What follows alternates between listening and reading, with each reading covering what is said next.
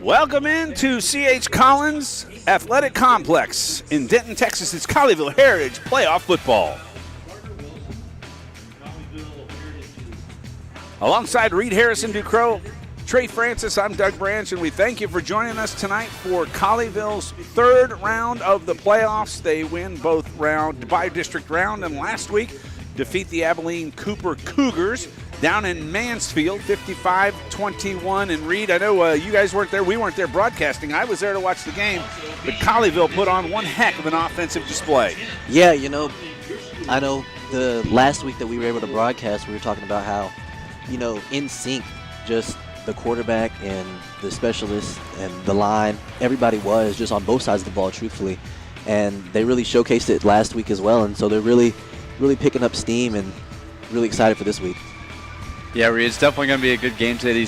Coming into this game, I know you mentioned the last couple of games, but coming into this one, these two teams are pretty evenly matched. Guys, they have the same colors. It's red and black. So I guess it's the battle for the red and black attack, whatever you want to call it. But these teams are pretty evenly matched, and today it's going to be a dogfight.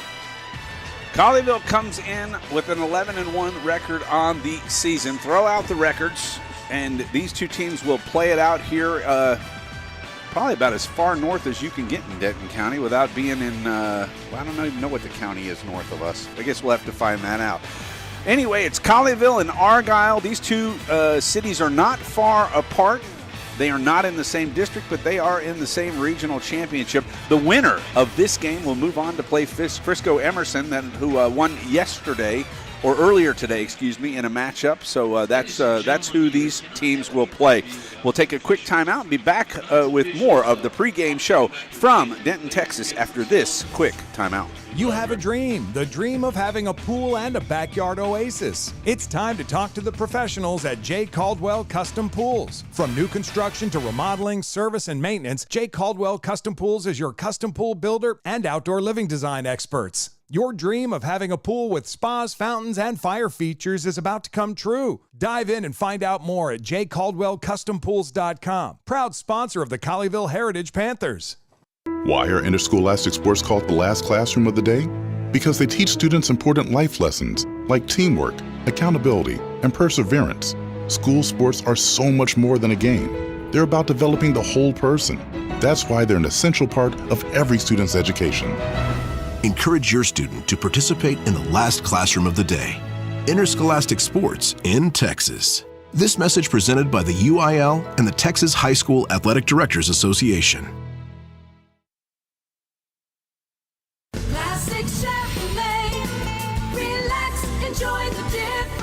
We're your neighbor, we're your friend, and when you're at Classic Chevrolet, we consider you part of our family. Enjoy honest, upfront pricing, the largest selection of new Chevrolets in the nation, and fair competitive payouts on every trade. It's consistently in and out in 30 minutes, no haggling, no problems. Classic Chevrolet, relax, enjoy the difference.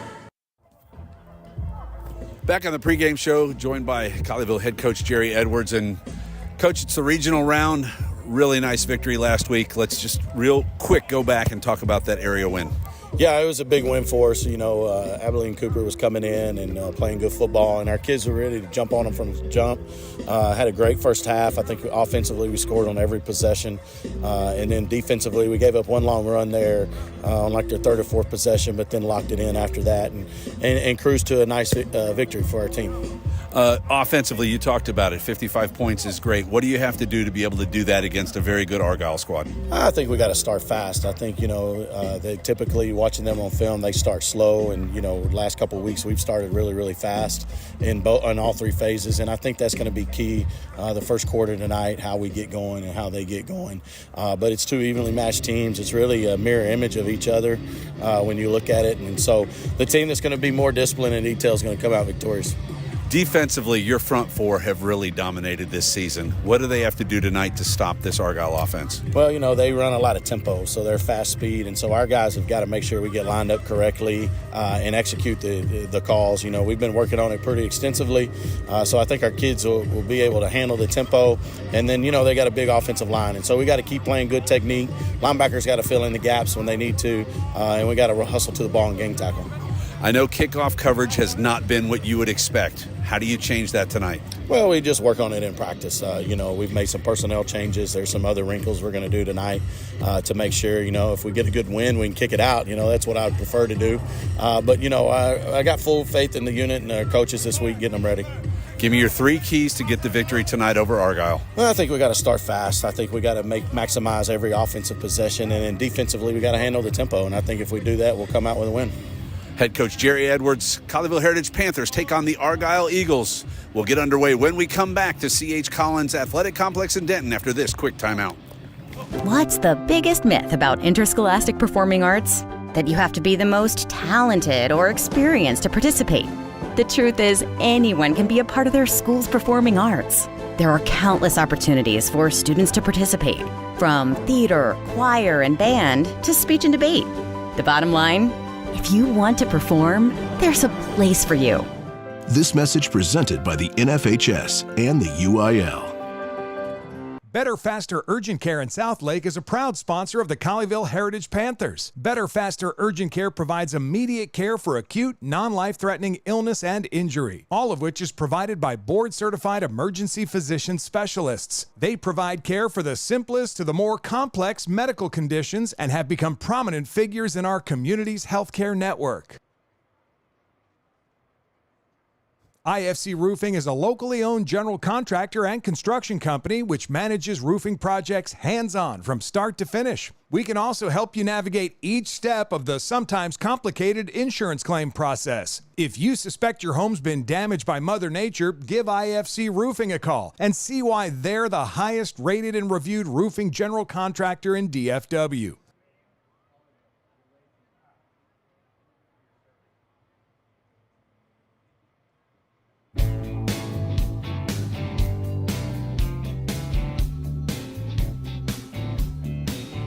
Hey, now listen, folks, I got a little story for you about where I get my comfort food when I'm feeling down and blue. I drive down South Whitechapel to the feed store, barbecue. And we are back at C.H. Collins Athletic Center in Denton, Texas. Colleyville Heritage ready to take on the Argyle Eagles in this regional battle. The winner to meet Frisco, Amerson. Trey Francis, Robert McMillan has made his appearance. Well, actually, I guess he's cloaked in smoke right now. Yes, he has all these smoke bombs down on the field right now. A nice red smoke bomb. It's a red out for the Colleyville team, and they are wearing white, but ask the fans to wear red, and yeah, those smoke bombs, it's getting pretty red over there, guys. Yeah, man, this is the time, this is what you work for, all the summers, all the winter workouts, and I remember our old coach Willis always used to say, you always want to be playing when the temperature starts to drop and the leaves start to change. So this is Texas high school playoff football, and this is the time you want to be playing. Post-Thanksgiving football is what they call it. That is true. You can make it into December. I don't care how you finish. You have had one heck of a football season in the state of Texas. We're about 6 minutes away from kickoff. Both teams are about to take the field. And, guys, I don't know about you, but wait a second. I'm seeing smoke bombs all along the other side. This is not just at the Panther, folks. I wish we could show this to you. But there is red and white smoke. Get a shot of this, Reed. Yeah. I wish that we had video for you. And here's the thing, folks. We know that you have a choice. We know that you can go to NFHS and pay to be able to get a video broadcast of this, but I'm telling you, you're not going to get it described like you will from us. He's Reed Harrison Ducrow, Trey Francis, Doug Branch, the Godfather, not with us tonight, sidelined by a little COVID-19. So we will keep him in our thoughts and hope that the Saint, Miss Carla, doesn't destroy him, because I know waiting on Gary Harrison Ducrow has got to be a chore. Anyway, we are just about ready to get underway. They've already had both teams' school songs. There's the Robert McMillan louder than you know what horn, which, folks, we have to tell you, this is the first time we broadcast from outside this year. That horn is really loud from outside. Yeah. And here come your Colleyville Heritage Panthers. Tough to see them through all the smoke, guys. It is, and there's not a lot of wind to move this smoke out, frankly. Right. I got to tell you a quick story. Doesn't have anything to do with here, but I was doing Asian football qualifiers for the World Cup. Huh. And I was doing virtual advertising. And here's something crazy. We were in Australia, in Melbourne, and they blew smoke bombs up on the field. Well, they were green because Australia is green and gold. When I went to try and key stuff, it keyed onto the smoke because the smoke was still on the field. It was the craziest thing I've ever seen. And, of course, then the Asian Football Federation said no more smoke bombs. Right. Because you couldn't put the ads up. They were floating in the middle of the field because they were on smoke. And now it's starting to blow over here to us. Yeah, you can smell it. Yes. Not only is it smoky in the arena, but it is smells like fireworks have gone off. I'm gonna think that if we are if we have the fortune of playing at the Star in Frisco, these will not be allowed. Robert will end up in jail, and then he'll need Gary Harrison Ducrow to get him out. Captains are heading out to the center of the arena at the 50-yard line. You've got Hayden Golden, Bryson Burgess, Tristan Rodriguez, and quarterback Luke Ulrich. For the Eagles, it's Gasperson, the quarterback. Then is that 0? Brendan Hickman is out there. Devon Owen is out there. And number 25 is Bud Petter. I know his brother. I actually played flag football with his brother at school, which is crazy. All right, Petter. I like that. Got some interesting names on both sides of the football. Smoke slowly starting to clear. Slowly but surely. Because is there a flag? I don't see a flag. There's like zero wind. They are right over there. there. Yes, on the far to right the south side. end of the field. This stadium is set up from our due north to due south. I have to tell you, I did a game here with one of your good buddies, Eli Jordan. The wind blew here one night. Listen to this. Let me describe it. The punt came off at the 15-yard line. The wind was blowing 30 miles an hour from the south early on in the season, right? Yeah. The kid kicks the ball. It goes up around the 30, and we start seeing it actually go backwards in the air. It hits where he kicked it from, backed into the end zone, and ended up being a safety. A safety on a punt that was punted. That's ridiculous. Let's go down to the field for the national anthem. Over your hearts, and let's proudly honor our country, our flag, and all the people that defend them by singing our national anthem, as presented by the Argyle Eagle High School Band.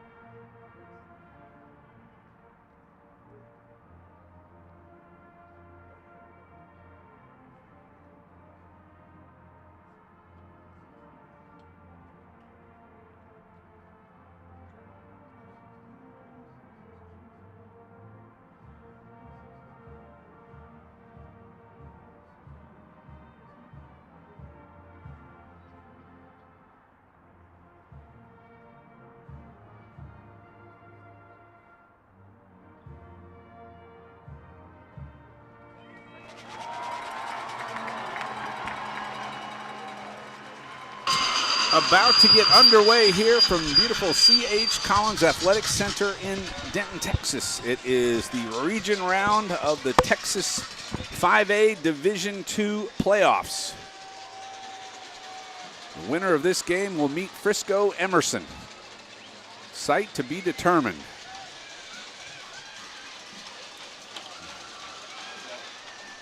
Yeah, guys, we mentioned it already. Obviously, no wind in here. I mean, it's getting a little chillier right now. We're seeing it about 57 degrees. So, Reed, I mean, we talked about, temperatures are getting colder. The temperature's going to continue to drop through this game, but Colleyville's got to heat up. Yeah, you have to start fast. And this Colleyville team, every playoff game so far, they've always started off fast. This defense, I think it's good. I've always liked when the defense is out there first, so they can really kind of set the tone. Get a 3-and-out or stop them from scoring, and put the offense in a good position to go in and score, and that really shifts the momentum early. Colleyville will kick off. It'll be Ryan Zuckert. Your officials for tonight's game: referee Bill Theodore, umpire Chris Thames, headline judge is Thomas Bean, the line judge is Durwood Mullaney, side judge Carwin Shaw, the field judge is Brad Wick, and the back judge is Kevin Yarborough.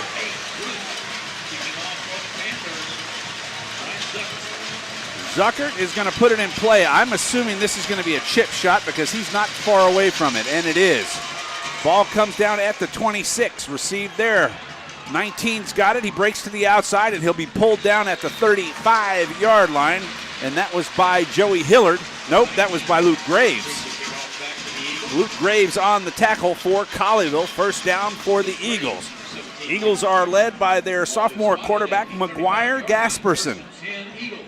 He will lead them out 1st and 10 from the 35. Just underway from Denton, Texas. Colleyville Heritage Playoff Football. From the shotgun, Gasperson takes a snap, looks left, throws it out to the left-hand side, and right there to make the play, Colleyville. Loss of yards, Bryson Burgess on the play. That's a 3-yard loss, 2nd down, 13. Yeah, Reed, you mentioned the defense. They got to get going early, and that's a really good play to start. Knock them back a few yards and make them work hard. Yeah, Burgess sniffed it out, and he trusted his instinct. Great job by him. Gasperson takes a snap, hands off. Nope, he'll keep it, coming right. Got some room, got a lot of room. Gasperson across the 45 and pulled down at the 40, we'll call it the 48, 49-yard line. That's a first down. And as Coach said, this team is high tempo. They're right back to the line of scrimmage.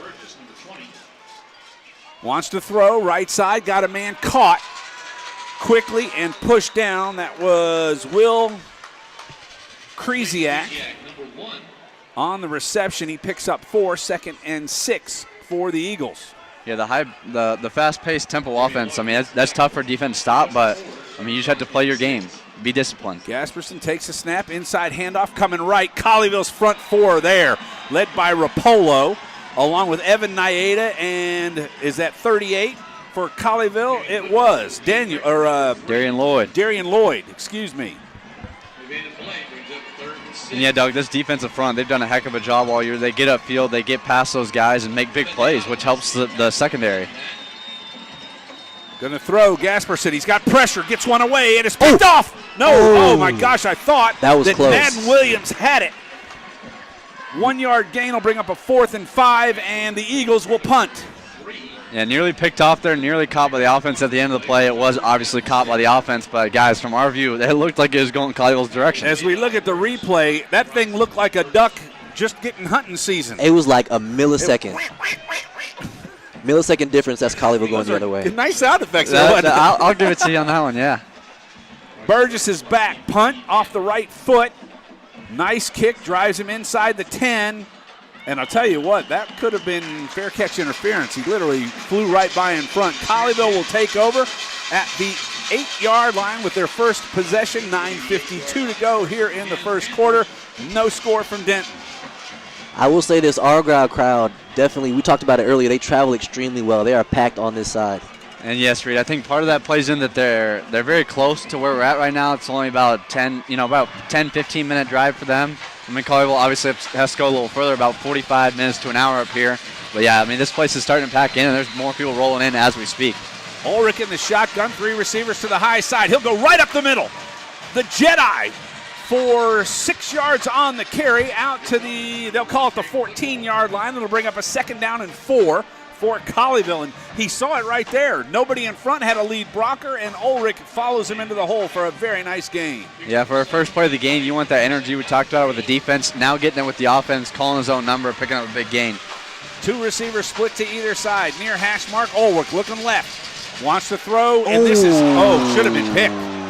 I don't know where that was going, but that was knocked to Braden Blewett. Number 2 is that would be Garrett Westrom. Westrom had it thrown right to him, and he doesn't come up with what would have been a huge interception. I'm sorry, Reed, but that's why he plays defense. I'm sorry. They I had to throw it out there. If he could catch, he'd play on the offensive I had to throw it side. out there to you, Reed. Sorry. 3rd down and 4 for Colleyville. Quick throw out to Blewett. Blewett's got a little room, and he gets the first down. Nice. Braden Blewett with the push forward across the 21, and Colleyville Heritage has a First down. There we go. I set it up kind of weird, but it was still worked. Different setup than normal. 1st and 10 for Colleyville from the 21. And Blewett's done a great job this year, catching the ball, getting upfield, getting those yards. He knew the down and distance and got the first down. Sione Valahi to the left. He takes the handoff, going over right guard. Got a little bit of room, and he'll pick up 3 yards on the carry. Out to the 24, 2nd down and 7 for the Panthers. Hey guys, we haven't really explained it, but we are sitting outside here. We're just above the Argyle fans, and it's a little chilly out here, but it allows us to feel more of the momentum, the energy in the building. Yeah, I was just looking at it, looking at the game, all the noise and everything. It gives you chills even from up here. Ulrich takes the snap, looks around the middle, has no man, picks up a gain of 2 on the play. While Doug tries to get you a score bug. Well, the score bug is there. I'm trying to get it off of. So now 3rd down and 6, 8:20 to play in the first quarter. Colleyville's on their first possession. Argyle ended their drive after just a few plays. They punted away, and now Colleyville's trying to keep the momentum going. Valahi's going to line up to the right of Ulrich. 2 receivers to each side. Ulrich takes the snap, drops back to pass, looks to his right side, has a man, looked like it hit the ground just before it reached the hands of number 5, Hayden Golden, going to bring up 4th down. I'm wondering if this weather is kind of affecting the throwing. It being colder, your hands can't really grip the ball as well. The ball's hurt a little more. If something happens, it hurts your hands a little more. Exactly. Ball's a little harder, so it's tough. Back to punt Ulrich. Dangerous, but he's got 4th and 6. Snap is good. Kick is away, and it is a good one. Drives back the receiver to the 33. He'll go right up the middle, plants a foot, goes left. We talked about this Colleyville's special teams, and a really nice return. Ulrich sends him. He's got to watch out, though. He's taunting him over there. He does not need to get thrown out of this game. Run back went all the way to the 40-yard line, so 22 yards on the return. And again, we talked about it in the pregame show with Coach that the special teams are going to have to perform, and they got beat right there. You also have to be careful there if you're Mr. Ulrich. Obviously, he made the tackle. Good play. You got to stop him, but you obviously don't want to get yourself injured either. Right. You get emotions are high, and you got to make sure you, like you said, you're the starting quarterback. You have to last the whole game. McGuire Gasperson at quarterback. 3 receivers to the near side, 2 to the high side. Looking right, wants to throw. Flushed out right side, he will throw it. Man wide open at the 40. Quickly there is Lloyd. Lloyd does get him out of bounds. But that's enough for, it looks like, a first down for the Eagles. Yeah, Lloyd had to come a long ways there. Had a receiver wide open to our near side, like you said, Doug, but Lloyd got out there pretty quick, not allowing him to pick up too many yards. Nobody near him. Must have been a busted coverage. Gasperson, handoff inside. Nice tackle. And the tackle is made by Rapolo on the middle. About a 3-yard gain. Brings up a 2nd down and 7. On the carry was Jake Kreckler. Yeah, guys, in the secondary, Hayden West. Burgess is back there as well. 23 is Jaden Hall. And the near side safety number 4 is Ty Golden. Gasperson will take it right up the middle. Got room. Across the 10, down to the 7-yard line. That is how you run a quarterback draw. Planted his foot, and he was gone. Colleyville, that's going to be where they're going to have to stop to win this game is Gasperson. Right. QB spy. Inside handoff. Nowhere to go. Colleyville front 4 makes the stop.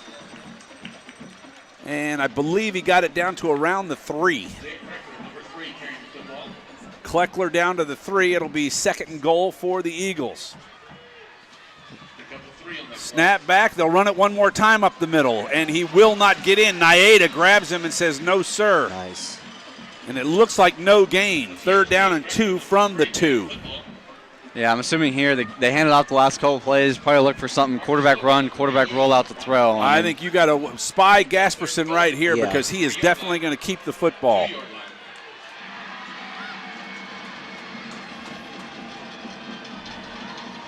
Got to be disciplined with your eyes here. Snap back.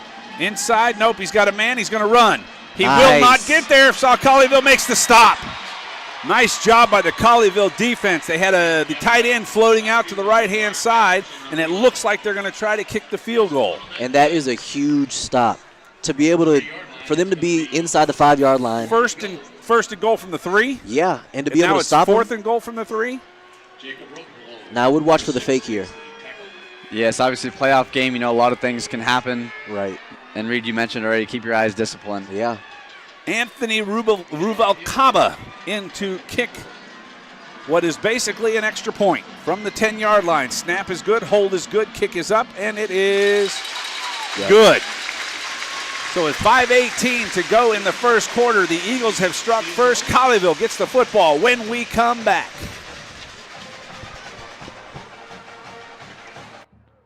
Specializing in insurance for self-employed, small businesses, contractors, families, and individuals.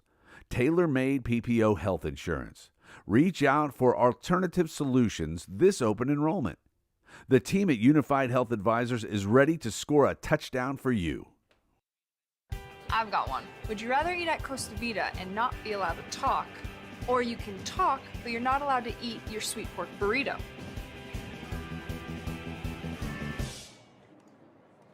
Oh, really funny, guys. Costa Vida means a fresh take on classic Mexican, like hand-rolled tortillas, sweet pork burritos, and honey habanero salsa made from scratch. I'm gonna go order a sweet cinnamon tortilla.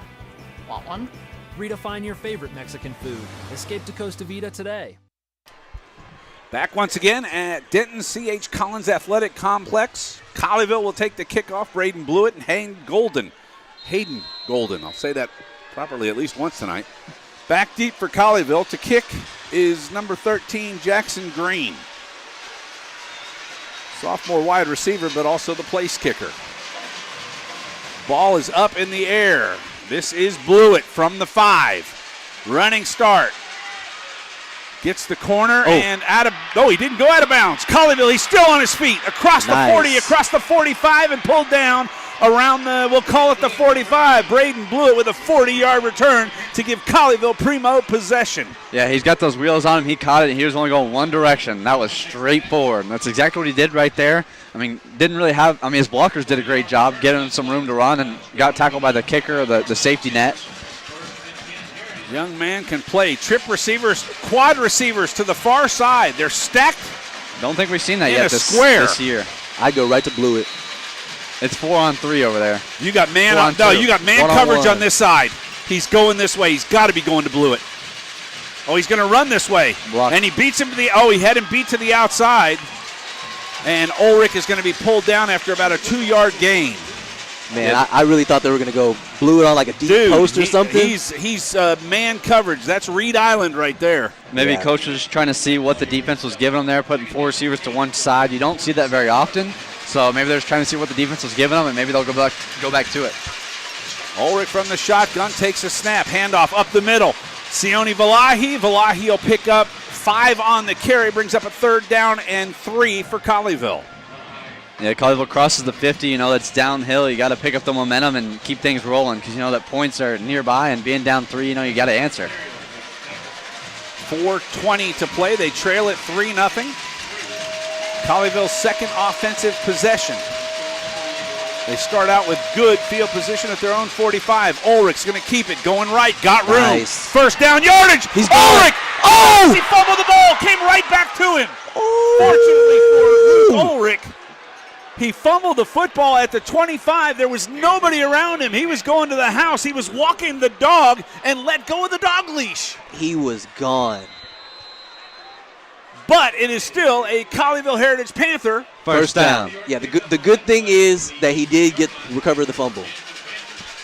He got a little too excited. He saw the end zone was right in front of him and nobody was going to get him. First down from the 18. Ulrich takes a snap. Inside handoff. Valahi. Nice. He's got the 10, the 5. He's down to the 3-yard line. Sione Valahi for Colleyville. 1st and goal. Yeah, he runs hard. He gets that ball in his hand, and he has one direction. Just like Blewett did on the return, like I said, just going straight forward, and that was what he did right there. Oh, they only give him the 5. Wow. That's interesting. I thought he was way inside the 5. Hey, we are the away team after all. Colleyville first and goal from the 5.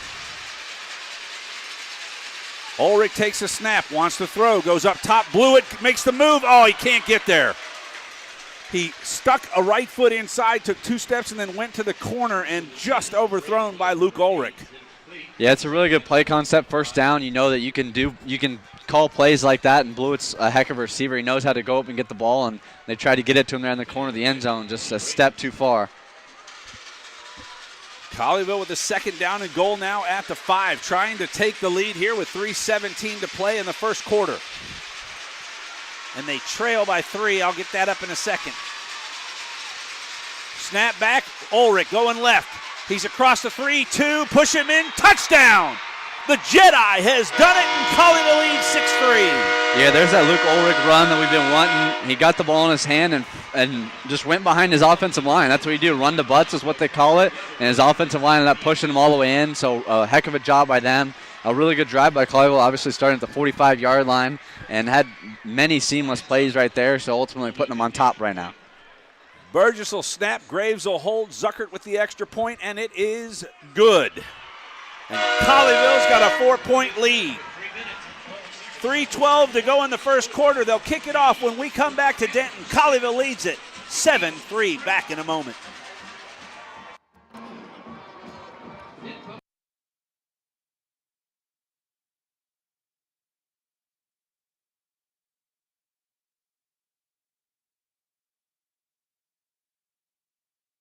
Professional headshots for the modern executive, in studio or on location. Relaxed, fun, and comfortable environment. Let Tracy capture the headshot that will get you noticed at Metroplex Headshots. Discover the power this team packs with their diverse backgrounds and award-winning talents. Choose Mark Hontel and Gilchrist Real Estate Group for your real estate buying and selling needs, specializing in Southlake and Westlake. $1 billion plus in career sales. Back once again in Denton. Colleyville leads it now 7-3. 3:12 to go here in the first quarter. Alongside Reed Harrison Ducrow, Trey Francis, I'm Doug Branch. Thanks for joining us on the Panther Media Network. Colleyville has stormed back to take a lead. Yeah, and just let all the fans know we are audio only tonight. There will be no video because we do not hold the rights. That is correct. Zuckert, pooch kick, hits at the 31. Colleyville misses a tackle, another tackle. Now it's going to be, this does not work out well. Across the 50 and pulled down at the Colleyville 47. And the Eagles, number 8, Nathaniel Bruce with the return. I wonder if we want to try to start kicking it deep. I think I would. It's giving them good field position now. Well, they're not. He's kicking it deep enough that they're not, and not high enough that they don't have to call for the fair catch. Yeah. You got athletes catching the football, so it's like if you're going to get it to them that quick, they got 10 yards before anybody's there. Yeah. Gasperson with a first down at the 47. Inside handoff. Colleyville is there, and a nice stop. That was Madden Williams, but a 5-yard gain for the Eagles. Behind the block of Weston Cheney, number 64. Kreckler on the carry for the Eagles. Brings up a second down, and it looks like about 6, maybe a long 5. Gasperson looks to the sideline. Go ahead, Trey. These ball carriers for Argyle, I mean, they're really shifty. You got to be careful when you go to tackle them. You can't just go throw your arms out there. You got to really bring them down. 2 receivers to the far side, 1 to the near side. Inside handoff going the other way. And Nayeda's got him. Oh. And he got away. Probably smart, though, by Nayeda to kind of not pull on the jersey. Otherwise, you got a horse collar tackle. And with what has gone on in the National Football League with the hip drop and the problems that they've had, you don't want that here. Yeah, I think that's going to be key for this Colleyville defense is how well this front four is going to be able to reset the line of scrimmage. 3rd and 6. Gasperson looking right. He's flushed into the center. Colleyville's got a throw down the side.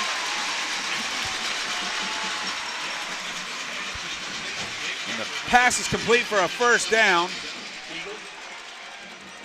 Yeah, whenever he rolls out, I mean, it's pretty deadly. He can run and throw it. Gasperson hands off inside. Penalty down. Kleckler's got it. He's pulled down at the 15, but we have a flag. Looks like that's probably going to be hold. That's what I think I saw. Holding on the Eagles. So this one's going to come back and put them behind the chains with 1:51 to go. And Colleyville up by 4. Yeah, that was a big play for the Eagles offense, so it's a good thing now it's going the opposite direction.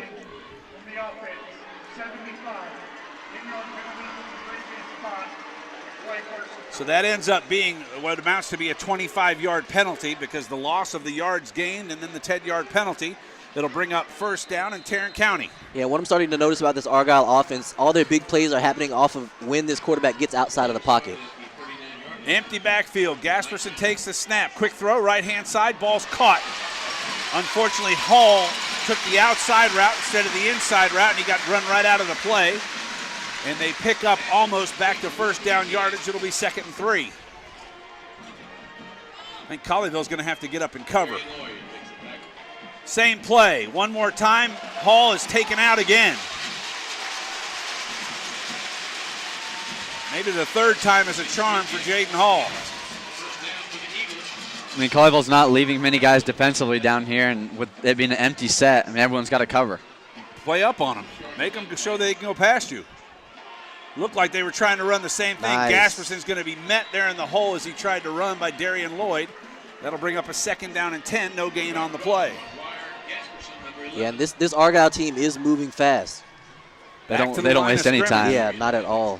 2 receivers to the high side, 1 to the near side, and a handoff inside. Kleckler goes over the left tackle. Kleckler's got some room. Somebody came from the inside. Burgess puts him down, and it'll bring up a 3rd down and 4 for Argyle. So let's see if Colleyville can hold one more time. Burgess and Hayden West over there doing a good job getting off those blocks and getting to the guy. I'd love to see Jaden Hall get right up in his grill. Yeah. There we go. Take away the throw. Kleckler's got it coming this way. He will not get first down yardage. Colleyville's there for the stop, and we'll see if they send on the kicking team. And the Cat calls from the near side start. Not happy with the play calls. They keep the offense on the field. Big 4th down here. Is that 4th and 5? 4th and 5. They're going to try to draw them off sides. They don't have to snap the ball. Play clock's not even running. It's not supposed to because it's under 40 seconds. Yeah, that's true. They snap it. Going over the top. Nope. Ball's there. Nope. Nope. They're trying to get a penalty flag, but none is thrown, and the ball is turned over on downs. 2nd quarter, when we come back to Denton, Colleyville leads it 7-3. Back in a moment.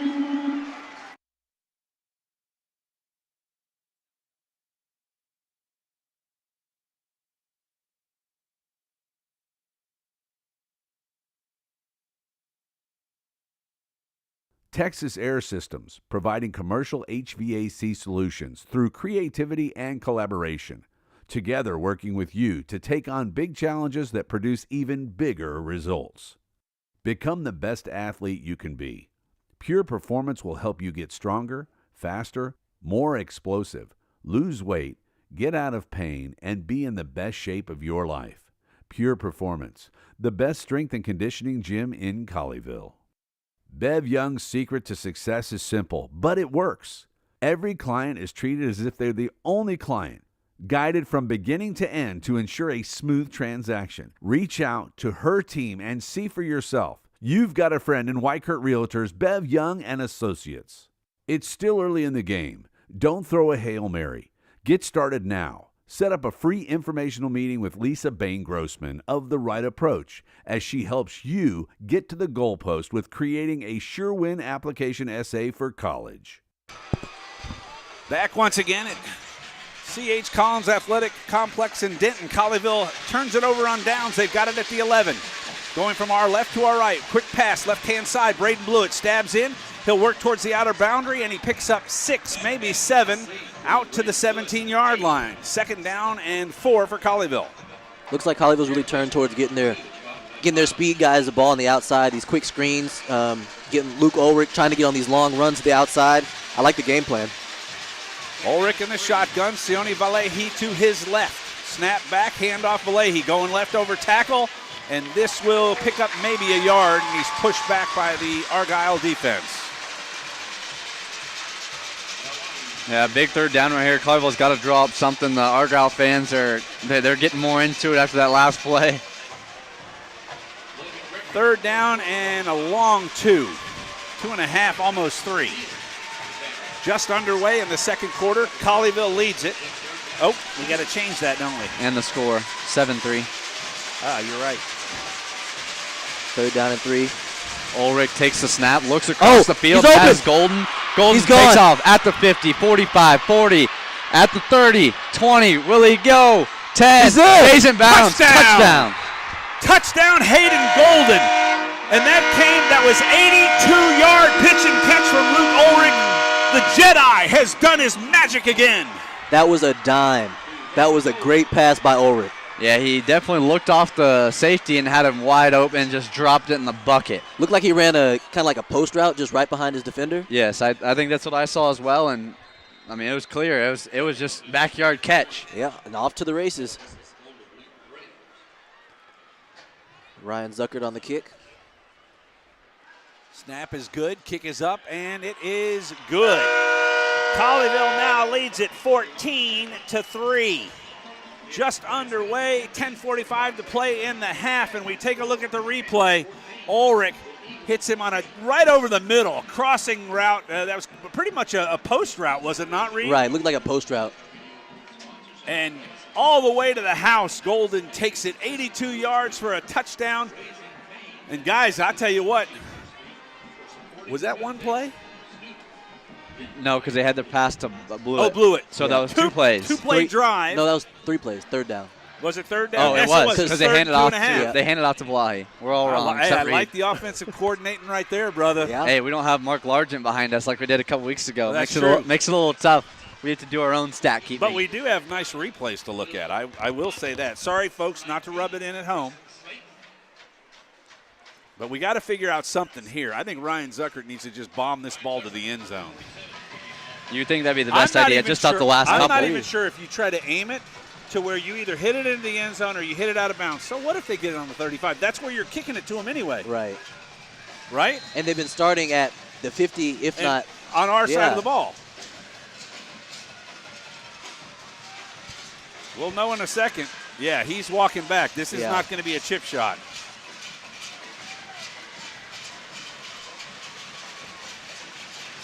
Now, if you could drop this in around the 15, that might be interesting.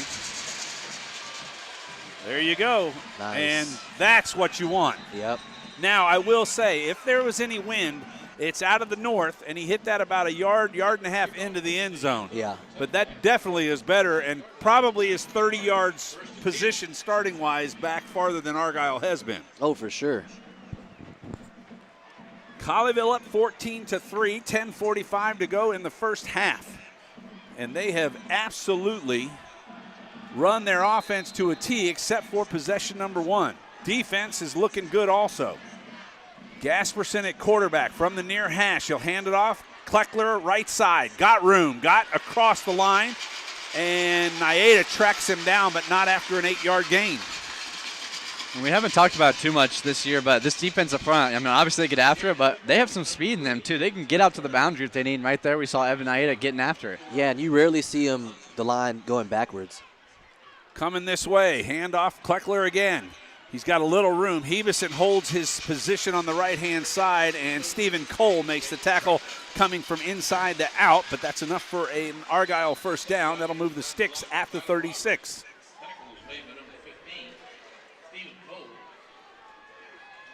Back to the line of scrimmage. Back, Kleckler to the right side of Gasperson. He'll hand it off coming up the middle. Rapolo is there. Unfortunately, he fell backwards. Wasn't quite set, but he does make the tackle and only a short gain. If he gets that right shoulder down and drives the other direction, that thing's going nowhere. Yeah. Yeah, it's going to come down to these defensive ends and these linebackers really setting that edge and containing everything. And I'll tell you what, they're pressuring on the outside over there, so they're taking away that quick throw, which has forced Argyle to run the football up the middle, which hopefully these linebackers are stepping into these holes, which they look like they have been doing. Gasperson wants to throw, wants to go long, got nobody.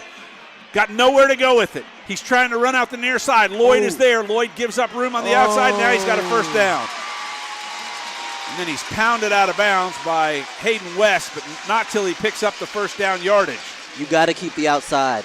We just talked about containment. Lloyd went for him on the inside and set himself up to get blocked. Yeah, Gasperson really held his patience right there. He looked around, he had nobody, and got around the edge. Down to the 43. Kleckler's got it on the inside. Colleyville's Lloyd runs right by him.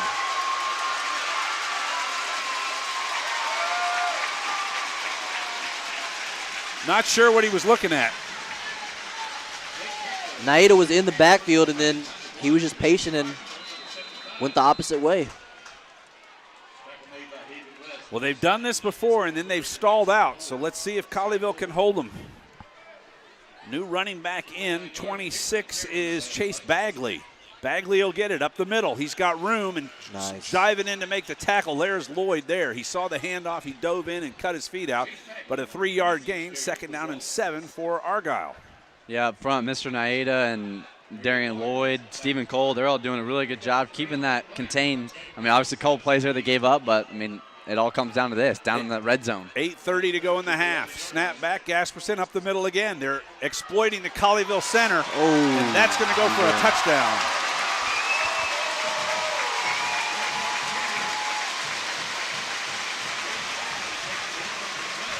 The ball carriers for Argyle, very shifty backs. I talked about it earlier. The first time they're touched, they're not coming down by that guy. It's always a 3rd or 4th guy. So Colleyville's defense got to clean that up, got to make the tackle the first time. 14-9, extra point to come. Yeah, I think the biggest thing is just like stay in your lanes, that front 7. You know, everybody's trying to make the play, but you have to make sure that you stay on your assignment and stay in your gap. Don't take yourself out of the play. Right. Snap is good, hold is good, kick is up, and it is good. So with 8:19 to go in the half, it's a 4-point game. Colleyville leads at 14-10. Back to Denton after this quick timeout.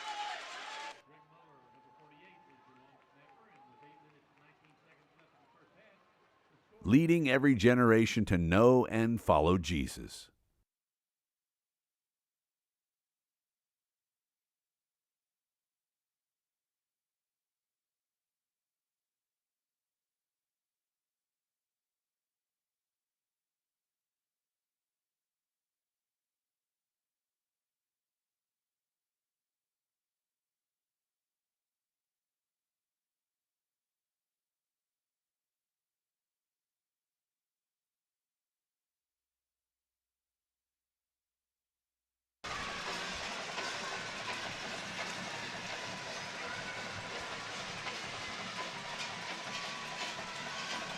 Yeah, Reed, more people have definitely been coming out here. I mean, the stands are getting full on both sides, and it's pretty loud over here. Yeah, I mean, this is what you want, though. Texas high school football as the playoffs, you get deeper into the playoffs, I always love those crowds where you couldn't hear anything. Blewett and Golden back deep. This one's going to go to Golden this time at the 5, actually the 4, across the 15, spins at the 20. Oh, he's got room now. Nope.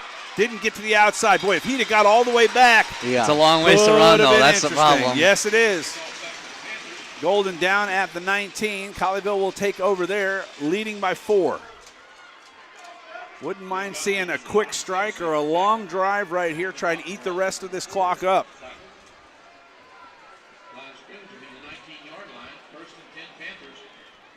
I look down, folks, and I see 201 comments. Holy cow. I'm going to have to check at halftime what you guys got going on the internet. It's a lot of those links. So, fans, we are right here. You're listening to us. I would not click any of those links that you see.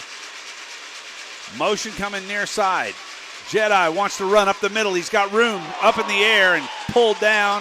Give him 5 yards on the carry out to the 24.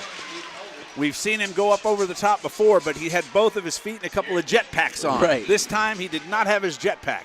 Yeah, you got to be careful. Can't be doing stuff that's going to get you injured, and a play like that, it could. So, 2 receivers to either side. They're at the far hash, going from our left to our right, north to south. Ulrich, quick throw, left side. Blewett's got it. He pushes across and gets yardage to the, are they going to give him the 29? Yep. They do, and that's a Colleyville Heritage Panther. First down. Clock continues to roll, 7:34 to play. First down at the 29 for Colleyville. They lead it 14-10. having success running and passing the football. From the pistol, Jedi takes a snap, coming right. He's just going to run, turns the corner. He'll pick up 6 yards across the 35 to the 36. How do they mark him that short? Yeah, they're marking him right at the 35, which is interesting. It looked like he went farther than that. I don't think his knee was down there by any means. Maybe we'll get a replay, but obviously positive yards on first down and a good 2nd down and 4 for Colleyville. Going back to that diamond look, 4 receivers on one side, singled Boy, up. you got isolation on the left. Ulrich sees it. Quick throw right side. They had 2 guys blocking the same defender. No chance. And they lose a yard. I'm not sure why you would not go after Blewett. Right. He's, if nothing else, bring him on a quick slant. Exactly. If the guy's covering the outside, you got him beat. You know where you're going. He doesn't. Well, and that corner's playing with his butt to the sideline, so he couldn't get to that slant. That's what you almost give up. Maybe they're setting it up for a different play. 3rd down and 5. From the just short of the 35. Ulrich wants to throw, looking right. Got a man, and he's pushed out of bounds, and there's an interference. Yeah, that's interference. Kai Pruitt got shoved out of bounds. It was contact. The officials are going to say he came back in. They're talking about it as to whether he was pushed out and interfered with or whether he ran out of bounds on his own. Interference on Argyle. Yep.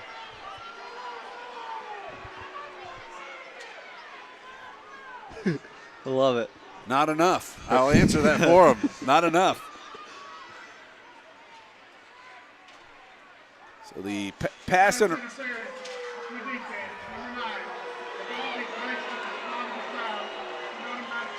feel like these boos are starting to get a little more bass in their voice now. I would agree with that one. Well, I'm assuming they're not used to being behind. Yeah.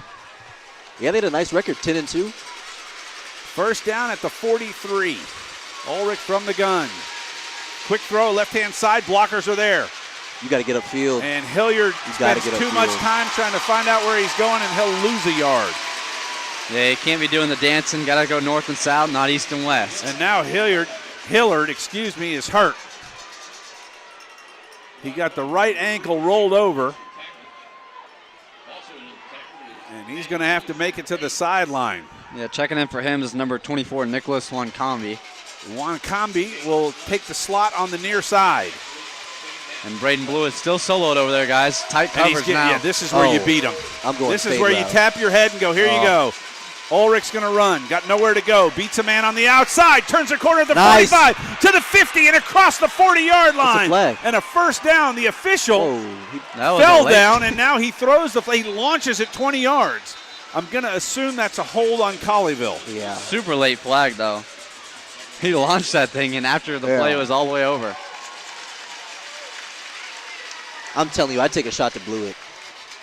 How do you not? I mean, come on. Tight coverage, one-on-one. Unless 20's a D1 5-star that we don't know about. They're going to call that on Valahi. So that'll bring Colleyville back to basically the original line of scrimmage. Actually, it'll be 2nd down and 11. It hurts, but it doesn't kill you. 3 receivers go to the far side. To the near side is Kai Pruitt. Valahi is in at running back. He'll block. Now they go to Blewett. This is over the top. Oh, he almost had it. Boy, he kind of hesitated for a second. Had he kept running, that's a touchdown. Easy. Yeah, definitely had the corner beat over there. That was a great pass. 3rd and 11, and Ulrich threw another dime in there, just right over the top of the defender.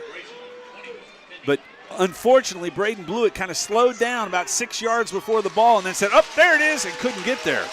Football games, especially playoff games, are about game of inches, so you gotta go full speed.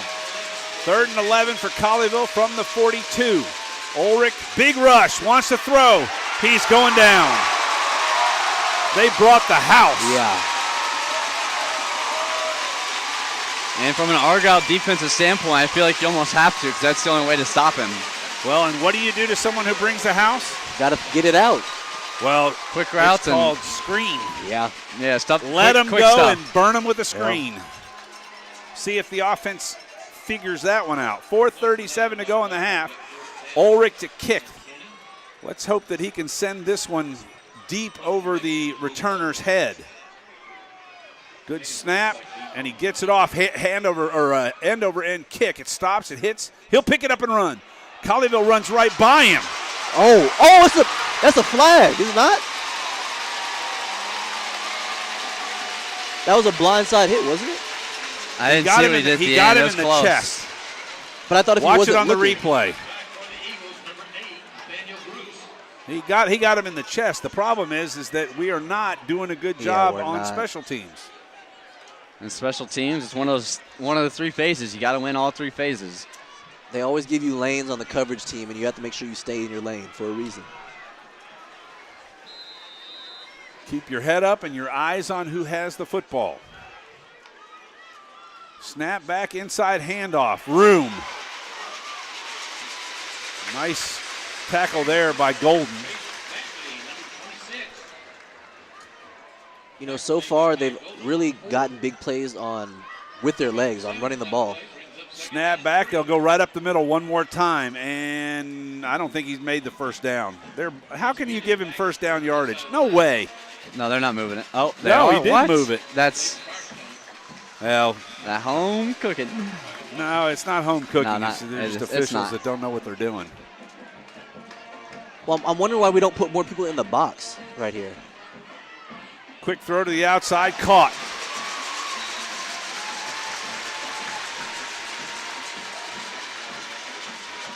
Yeah, Colleyville's playing some really soft coverage, allowing Argyle to pick up big plays like that. As a defensive back, as a corner, I'll explain it next play. Boy, we barely get back to the line of scrimmage. Inside run goes nowhere. But as a corner, actually 2-yard gain, sorry. Second down and 8. If you're on the close side, meaning if you're on the short side of the field, you have to play press or something close because that's the shortest route or shortest throw for the quarterback to make. Gasperson will hand it off. No, he keeps it. Going right side, got no room. Colleyville gets him, and he'll slide down, and that was Hebeson chasing him from the backside at the 23. No gain will bring up a 3rd down and 8. Actually, they lose a yard on the play, so we will have to see. Don't know what the range of their kicker is. He didn't look like he had a huge leg. Need a stop here. Defense is allowed to get the play in here. They have a little bit more time than they usually do. Play clock is at 12. Changing the play up front. Gasperson, inside handoff. Colleyville's there this time. I'll tell you what, when that guy doesn't have a hole to run through, he becomes real timid. Yeah. He ain't going to run over anybody. Yeah, the question is now, what are they going to do? 4th and long. This will show if their kicker can really. Well, they're not even running him out there. Yeah. So Colleyville's got another chance to hold the Argyle Eagles and turn over the ball on downs. Big down here. 2-minute mark has just been passed. 14-10 Colleyville. Halftime and timeout goes to the Eagles. So they're going to think about it. 4th and we'll call it 7. Back with more from Denton. Colleyville leads at 14-10. Back in a moment. Are you serious about your golf game? We are. From playing on tour to more than 25 years of teaching experience, the staff at McMillan Golf understands there is not one way to swing a golf club. Using video analysts, teaching aids, and drills, the staff will customize your learning experience to fit your level of play. Individual, group, and playing lessons are available. Come now to the McMillan Golf Academy. Energy, optimum value, serious fitness. Once you've walked through the door at EOS, you'll see why EOS Fitness is the better gym at the better price.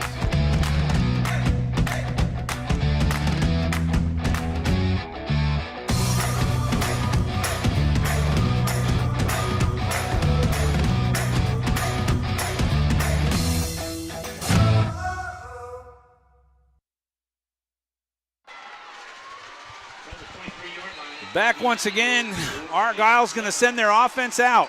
They got 3 receivers to the near side.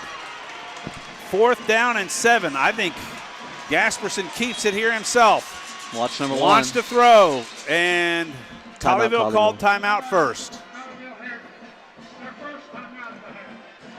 Smart. So they wanted to see what the set was going to be, and Jerry Edwards calls for the timeout, up by 4 with $1:55 to go. And 4th down and 7. Not so sure unless you just absolutely know your kicker doesn't have 45-yard distance. Yeah, it's going to be interesting to see what they call here. Obviously, we know who their playmakers are. Well, they were going to throw the football. We knew that. Right. It wasn't a handoff. Correct.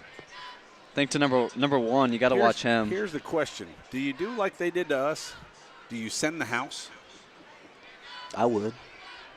I mean, just make sure you 4th down, contain. you stay in your lanes because you want to watch the run or the draw. Or have a quarterback spy. Yeah. Well, I'm not even sure that we have a quarterback spy that's going to be able to catch him. Pretty good runner.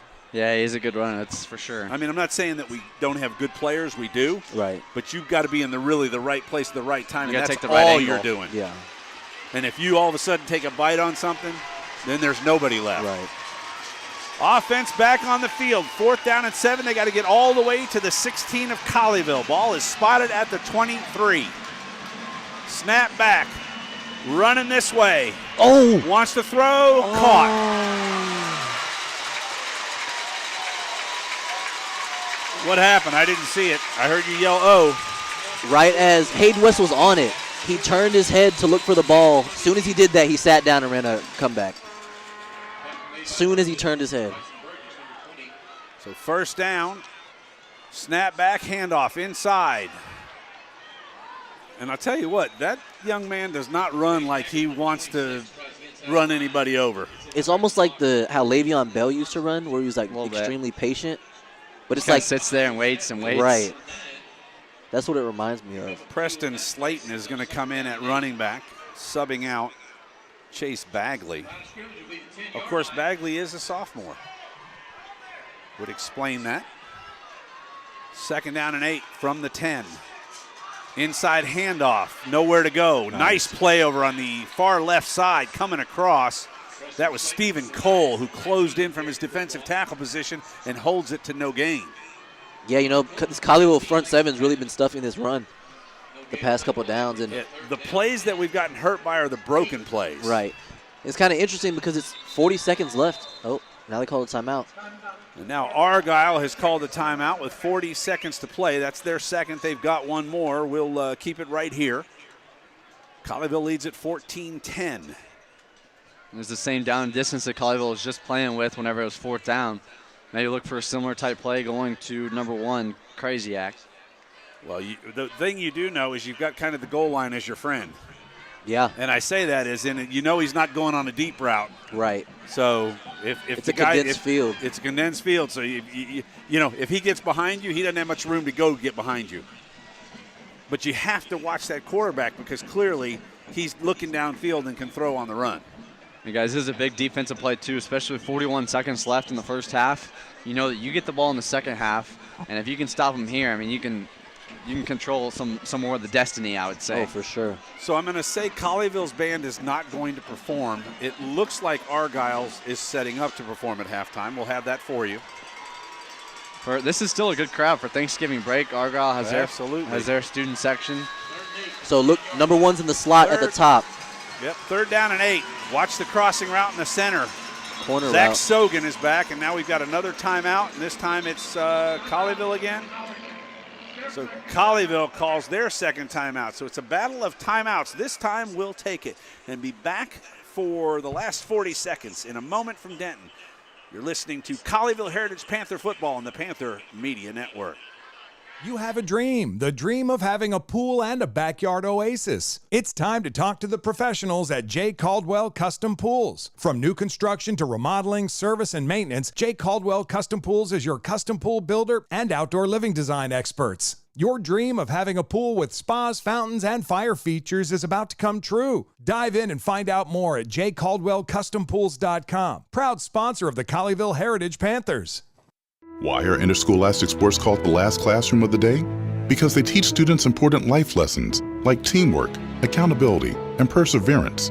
School sports are so much more than a game. They're about developing the whole person. That's why they're an essential part of every student's education. Encourage your student to participate in the last classroom of the day. Interscholastic sports in Texas. This message presented by the UIL and the Texas High School Athletic Directors Association.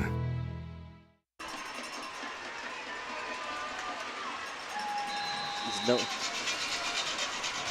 Third down and 7. Argyle from the 10. Snap back. Gasperson wants to throw. What I say, I called it. And he will not come down with it. Burgess on the coverage. He had good face coverage, but did not see the ball. Lucky for him that the pass wasn't better. Yeah, we knew who it was going to. If you put your best receiver, if it's third down, you're going to get the ball to your best receiver. And the best receiver was in the slot. And he ran a corner route or kind of like a fade-ish type of deal. But you have to know he's going to him. So 4th and 8, they'll bring in the kicker. This will be a 26-yard attempt. Clearly he has this length to cut it to a 1-point game, but Colleyville does have 36 seconds left. Kick is up, and it is good. So 31 seconds to go. Colleyville leads by a point, 14-13. Guys, this is pretty much what we expected, a close football game, and we've got it. Yeah. And, I mean, truthfully, 31 seconds is a lot of time for this Colleyville offense. And with one timeout as well. I mean, Colleyville, they got to come out strong. I mean, a lot of it's going to be on the kickoff return. If they get a chance to return it, which I believe they will, then if they pick up big yards, that's going to determine what kind of plays you're going to run or what you're going to do with your last 30 seconds. Well, and maybe this is the point that we run that diamond set on the near side and get Braden Blewett man coverage if they're going to do that. Yeah, I mean, I'll be honest. When I saw that, if I'm a quarterback, it's this thing. Yep. Tapping my head. You know what to do. And we've already talked about it. You got to beat him. I'm going to get the ball there. You got to beat him. And if you know you can't, or maybe draw up a stop and go, a little slant and go. Yeah. But I think they already hit a post route that went for a touchdown, 82 yards. If it's tight coverage, though, I mean, it's just go. Turn on the jets. A nice return would go. Boy, if we could get it around the 45, we got a chance. Kickoff is going to go to the 13. Plenty of time to return. You try to jump? Yeah, I'm not sure what he was doing there. He got across the 25 to the 26. That was Golden. Just didn't waste much time. I guess that was the benefit of that play. And Golden looks hurt.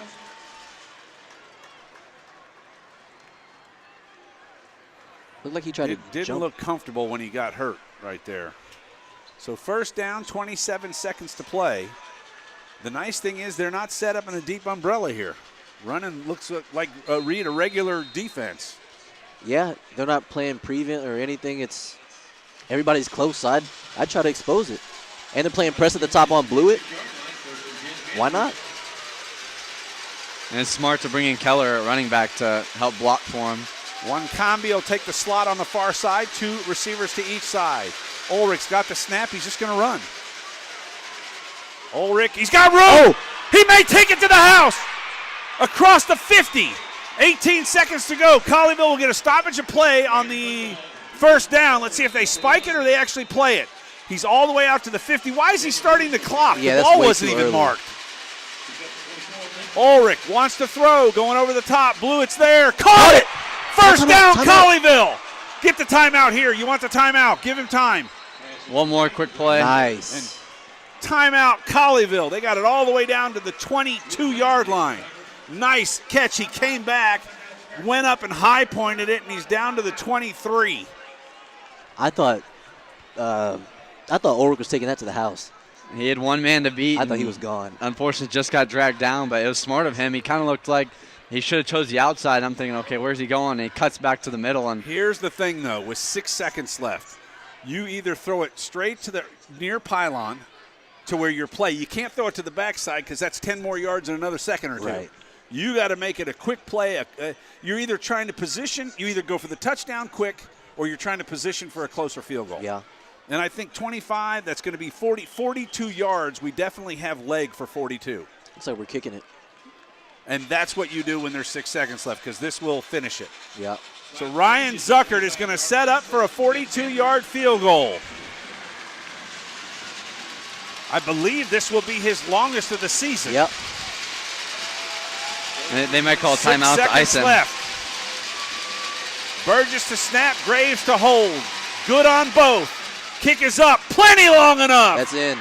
Woo! Ryan Zuckert from 42. That would have been good from 50. And Colleyville tacks on 3 and lead it by 4 as we are at halftime. And gentlemen, that's the way you come down and score with 29 seconds to play. Great job. I mean, that was picture perfect. We said we have 31 seconds left. That's enough for this Colleyville offense, and they went down in 2 plays, got the field goal, perfect. From this defense in the first half, it's really going to be that running game and really containing that quarterback because, like we said, most of his big plays for this Argyle offense have come from him, getting outside of the pocket and using his legs to give this offense more time to these receivers to get open. So I think the biggest thing is just containment and, playing the football that we know Colleyville does on defense, and it's relying on that front 7 to lock down the run. Yeah, guys, that was huge going into the half, getting those points. You want the point. I mean, you want to get those points, get you some more momentum. And, I mean, that was really good on what they did. I mean, shot boy. Now they've come out in the second half and just execute. They're getting the ball first. They have to be ready. Got to come out strong. Hopefully put up a touchdown or get points. I mean, obviously, like I said, being up 4 now helps them a lot. But it's a really big first half from Colleyville, and being up always helps you. Sorry, I did a little shot boy shout out to my Cowboys guys. Channel 11's here shooting. All right, it's halftime. Colleyville leads at 17-13. What a nice way to end it. And here's the best part. Who gets the ball on the kickoff second half? That would be Colleyville Heritage Panthers. So we can tack on some more and try and spread out the lead against this very good Argyle Eagle team. Halftime is coming up. We'll go down to the field. It's the Argyle Eagle Marching Band.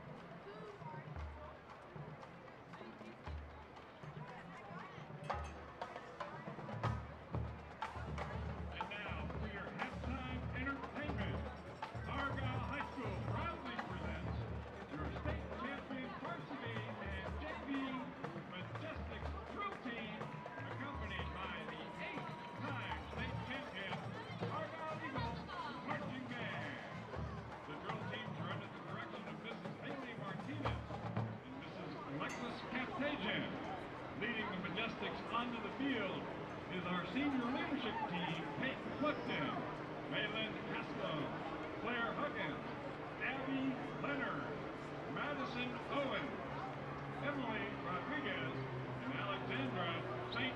Pierre. Tonight, your Argyle Majestics will be performing a palm routine to the horse. So let's put our hands together for your Argyle High School Majestics.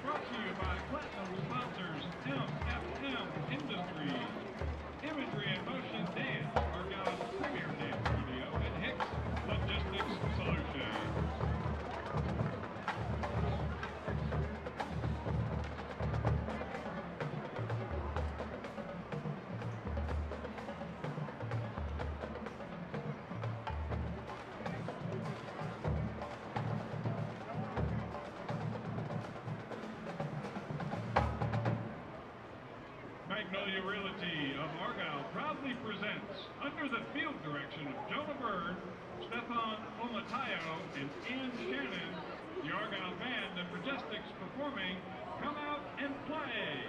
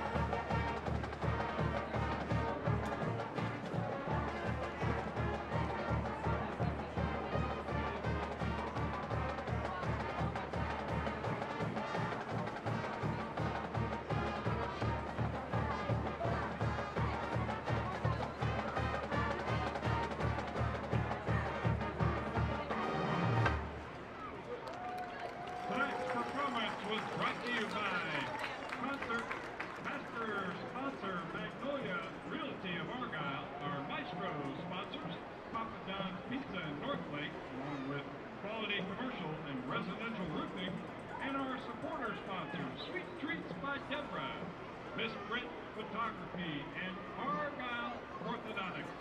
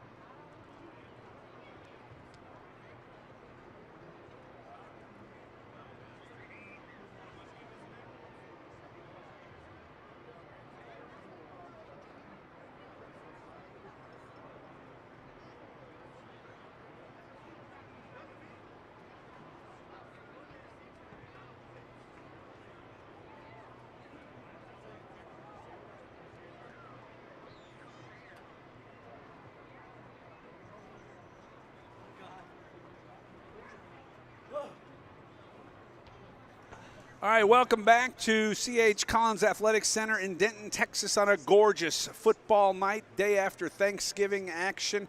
Alongside Reed Harrison Ducrow, Trey Francis, I'm Doug Branch. And gentlemen, 17-13, Colleyville wins the battle of half number 1. Yeah, and I'm excited to really see this Colleyville offense. You know, they get the ball in the second half, really just set the tone to start the second half. You know, we saw how they could operate. You know, they went down the field, 60, 70 yards in 3 plays. Or in 2 plays, and then kick the field goal to go into halftime. So, like, they're capable of it. It's just executing. So here's the scary part. Braden Blewett sat over there probably 5 to 7 plays on man coverage by himself. Yep. We took a shot at him with 36 seconds or 29 seconds to play. I think that's somewhere we probably should go more often. Oh, absolutely. And they know it. And hopefully that sparked the ideas going into halftime, seeing that right before coming out to the second half, be like, hey, you know, I mean, obviously we have a lot of athletes, and I'd like to see us try their man-to-man coverage more. Yeah, and definitely with the Braden Blewett thing over there, you know, solo, the coaches upstairs, you know, they definitely see that. If we see that from here, guys, they definitely see it. They have a better view than we do from high above. So, I mean, I think that is maybe a setup. They're throwing something out there to show that, hey, every time we go into this formation with the quads on one side and Blewett on the other side, we're just going to go to the quad side. We're going to run the ball. Well, guess what? Whenever the game gets down to the wire, you know what play's coming? Exactly what we're talking about. Yeah. You want to get the ball to the best player in the most amount of space, and, I mean, that's what it is. It's Braden Blewett out there one-on-one on the side, and throw the ball up there, let him go to work. Well, he has shown he's made some amazing catches. Of course, you don't make that catch without a good throw from Luke Ulrich, but I put my money on Braden Blewett going up about just about anybody, unless they're a 5-star recruit that's, you know, headed to the University of Texas or Florida or somewhere like that. We don't know the young man out there, whether he is or not. But I like our chances with Braden Blewett one-on-one against anybody. The way that he adjusts to the football is really beyond we saw it last year, beyond his junior status, which is why Braden Blewett is being highly sought after to play at the next level. So, you know, that along with, you look at a Luke Ulrich who's continuing. I mean, he's 5'10", sure. How tall was Doug Flutie? Doug Flutie wasn't, but maybe 5'10" if he was lucky on a good day. Ulrich's got that kind of ability to play at the next level. Is it the D1 level? That remains to be seen. But he's got he's an outstanding talent. And you look on this team, you've got that talent across the board. You've got a lot of good players that not only seniors that'll be leaving, but juniors backing them up. The cupboards are full at Colleyville Heritage. Yeah, and I would say on the Luke Ulrich subject, I would just say, I mean, he wears the same number as him, guys. He's a Kyler Murray type guy. You know, he can run, he can throw. Got better hair. By the way, agreed. He's got some flow. I'm gonna have to get next to him and see if he's got better flow than me. I would think he does. I've seen him with his helmet off. I think he's got better flow than you, I definitely know Doug. he's got a better stash than me. I would also agree with that one. But I mean, well, since I got rid of mine.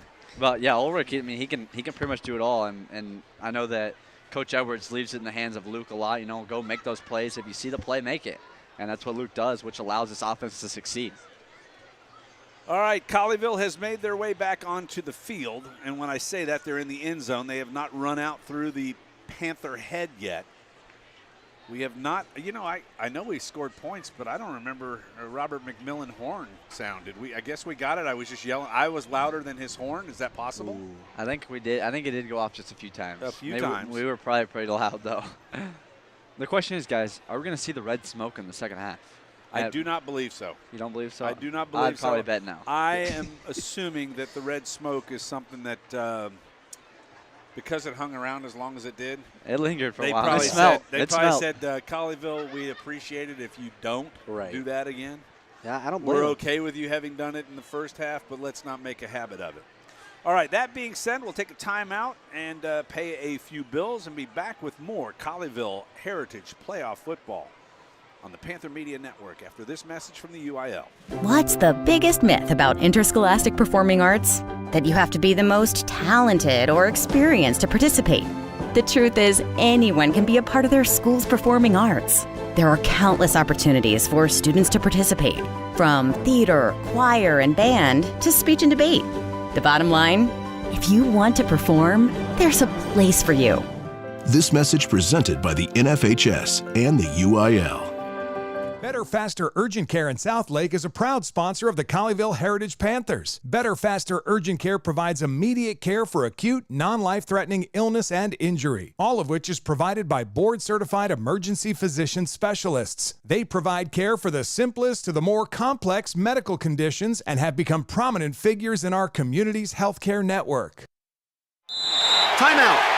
All right. Remember, we're a team that plays together. Listen, the winning will take care of itself. We just have to get everyone involved.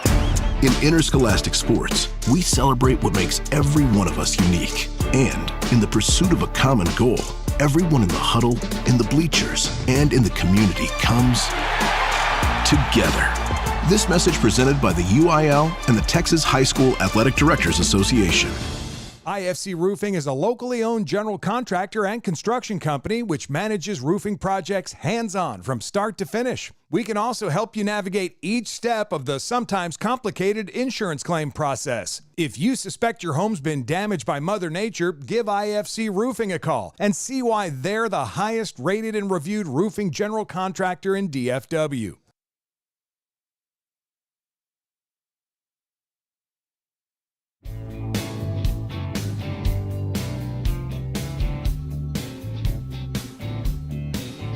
Hey, now listen, folks, I got a little story for you about where I get my comfort food when I'm feeling down and blue. I drive down South Whitechapel to the feed store, barbecue. Specializing in insurance for self-employed, small businesses, contractors, families, and individuals. Tailor-made PPO health insurance. Reach out for alternative solutions this open enrollment. The team at Unified Health Advisors is ready to score a touchdown for you. I've got one. Would you rather eat at Costa Vida and not be allowed to talk, or you can talk, but you're not allowed to eat your sweet pork burrito?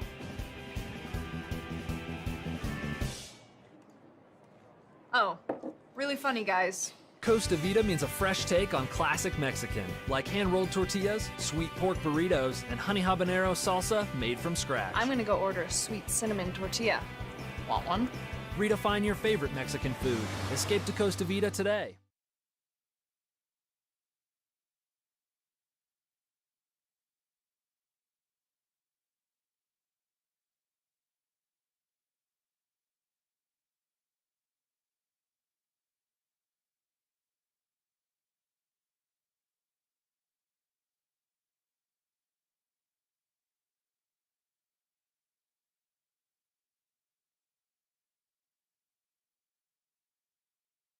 Professional headshots for the modern executive, in studio or on location.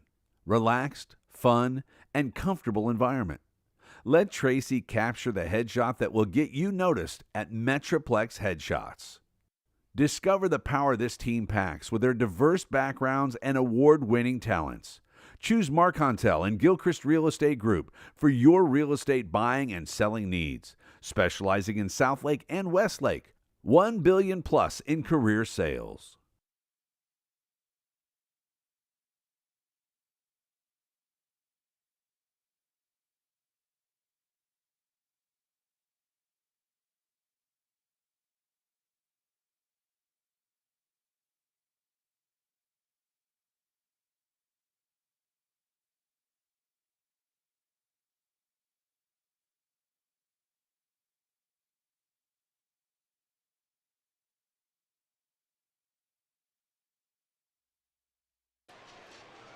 All right, back once again at C.H. Collins Athletic Complex in Denton. Want to remind you, football fanatics, don't miss out on an opportunity to be part of Texas football history, where dreams are realized, legends are born, and unforgettable moments unfold before your very eyes. Mark your calendars for the UIL State Football Championships, December 13th through 16th at AT&T Stadium in Arlington, Texas, where the best teams from 6-man to 6A leave it all on the field in hopes of being named champion. For the latest updates and ticket information, head over to uiltexas.org/football. Again, that's uiltexas.org/football. We hope to be at those games the 13th through the 16th. Colleyville leads at 17-13 here. Coming up on the third quarter very quickly, gentlemen, and what does Colleyville have to do to finish this off and get the W? Yeah, defensively, I think it's really just comes down to containment. Containing this quarterback, containing the run, just making sure you set that edge if you're the defensive end, if you're the linebacker in the flow. Make sure you stay in your gaps. But I'd say the number one thing is containment of really the quarterback in this run game. Trey? Yeah, I would just say Colleyville needs to play their game. I mean, up 4 points, you know what it takes to get there. And there's his horn. You can tell Colleyville's got back on the field. Yeah, Robert's pressing that button, but like I said, just execute. I mean, it seems so simple, but execute, get those big plays, and if you can stop the quarterback run, I think this defense is going to be on fire for the second half. 24 minutes of football to come. Colleyville is staked to a 4-point lead. They'll get the football when we kick off. Momentarily, they will head to the north end zone and defend it. The Eagles in all black will defend the south end zone as we get underway here in the third quarter. They pull back both of the blow-ups, which I might add may be some of the biggest blow-ups I've ever seen. 100-men football teams run through them. Actually, Colleyville is headed to the right side. That is correct. They did kick off from that direction. So flip it around, folks. Colleyville in all white from our right to our left will get the football. Which, if there was wind, I got to believe they're going into it a little bit here. As you see the goalposts on the Colleyville side, the flags are a tiny bit now. A tiny bit of wind. The flags on the flagpoles are straight down, so not enough wind to even move those. But it has gotten a little bit chillier up here as we are outside on the I guess you can call it a mezzanine level. Watch here. This is going to be a short kickoff. Popped up in the air. It's going to come down to Golden at the 25. He drops it. Now he picks it up. Now he's got a little room, and he gets it back to the 30. Boy, I would have liked to seen how that would have turned out had he just come straight up with the football. Extracurriculars at the 30-yard line, but no flags thrown. Ty Golden goes back to recover something that he lost. Looked like his mouthpiece. Oh, was it? Yeah. Colleyville will have the football, a 4-point lead. Just underway here in the third quarter from Denton. Yeah, guys, I feel like it all starts right here. I mean, this is the first drive of the second half. You put up points to close the first half. Now you got to do the same and put up hopefully more points in the second half. Set the tone quickly. Ulrich with his hands in the hand warmers. Gets a snap. He'll go straight right. Got room around the corner to the 30, and then, he is absolutely leveled. He only picked up a yard on the play, and he's slow to get up. And is he getting up? I think he just got the wind knocked out of him. Nope, he does get up. Yeah. I'll tell you what, he's a trooper. He's taken some big hits for sure. So what looked like was going to be a big gain for Colleyville. I don't know who that was on the far side, but he definitely laid the leather on Luke Ulrich. The Jedi was not able to get him to not tackle me. You will not tackle me. From the pistol at the 15-yard line, he'll call the play. 2 receivers to each side. Ulrich puts the ball on the turf, and Argyle's got it back. And a costly error for Colleyville as Ulrich doesn't watch it into his hands. And the first turnover of the game goes the way of the Argyle Eagles. Now it's time. Go ahead. That's definitely not the play that you want to have. The 2 plays coming out of the half, that's the thing you least expected, especially after just talking out in the locker room. Hey, we're going to come out, we're going to run this play and do this. I'm liking this play, and then you come out and kind of 2 dud plays there. Yeah, and this is where the defense has to, get the offenses back. This is what playoff football is about. Handoff, left-hand side. First time we've seen this running back, and he continues to go forward, and he's down inside the 5 to the 2. That was number 6, Lane Stewart. And Argyle has come out on fire. First and goal from the 2. Gasperson will hand it off one more time, and this time Big Naeda's there, and he will not move the pile forward at all. Evan Naeda with the tackle. Yeah, this is almost Colleyville's strong suit here with their backs against the wall playing defense inside their own 10-yard line, and this is where they capitalize the most. And it would be absolutely huge to stop them right here. Front seven's going to have to come goal up. From the 2. Sorry, Reed. Oh, no, you're good. Snap back. Quarterback keeps it. They'll come up, and he will score. Yep. Gasperson runs it in for the 2-yard score, and it's a 19-17 lead for Argyle. And it's the first time they've led since the opening drive where they went down and kicked the field goal. Yeah. Yeah, I mean, Well, that was a gift from the Colleyville offense. Yeah, you have to clean up those little mistakes because playoffs, it's win or go home. You can call it an early Christmas present. Well, the 3 points, unfortunately, the 3 points they got at the end of the half, they give up 4 more right there. Right. Extra point is good. The Argyle Eagles have pulled out to a 3-point lead, 20-17 as we look at the replay. Gasperson didn't have far to go, and he was able to take it home. And guys, that's not how you wanted to see the second half get started for your Colleyville Heritage Panthers. But that being said, now we've got time for a little gut check. Yeah, and the gut check can be beneficial for the rest of this game. Yeah, and you wonder if this colder weather has anything to play into it. Coming out of the half, sitting in the locker room, talking things over. A little warmer in there, I'm sure, but I mean, like I said, it's getting colder out here, and Colleyville, I said it earlier, but Colleyville's really got to heat up now, being the second half. I mean, you're 2 quarters away from the end of the game. You got to really play hard. Yeah, and the teams that truly make it, to get deep into those playoffs, they face adversity. Like, not every game is going to be perfect. You're not going to hit every target. You're not going to make every pass. But it's how you respond. That's the biggest thing. Not the State Fair of Texas, but you know how they guess weights? Give me your prediction on what you think the temperature is right now. 42. I can't guess because I just looked at it.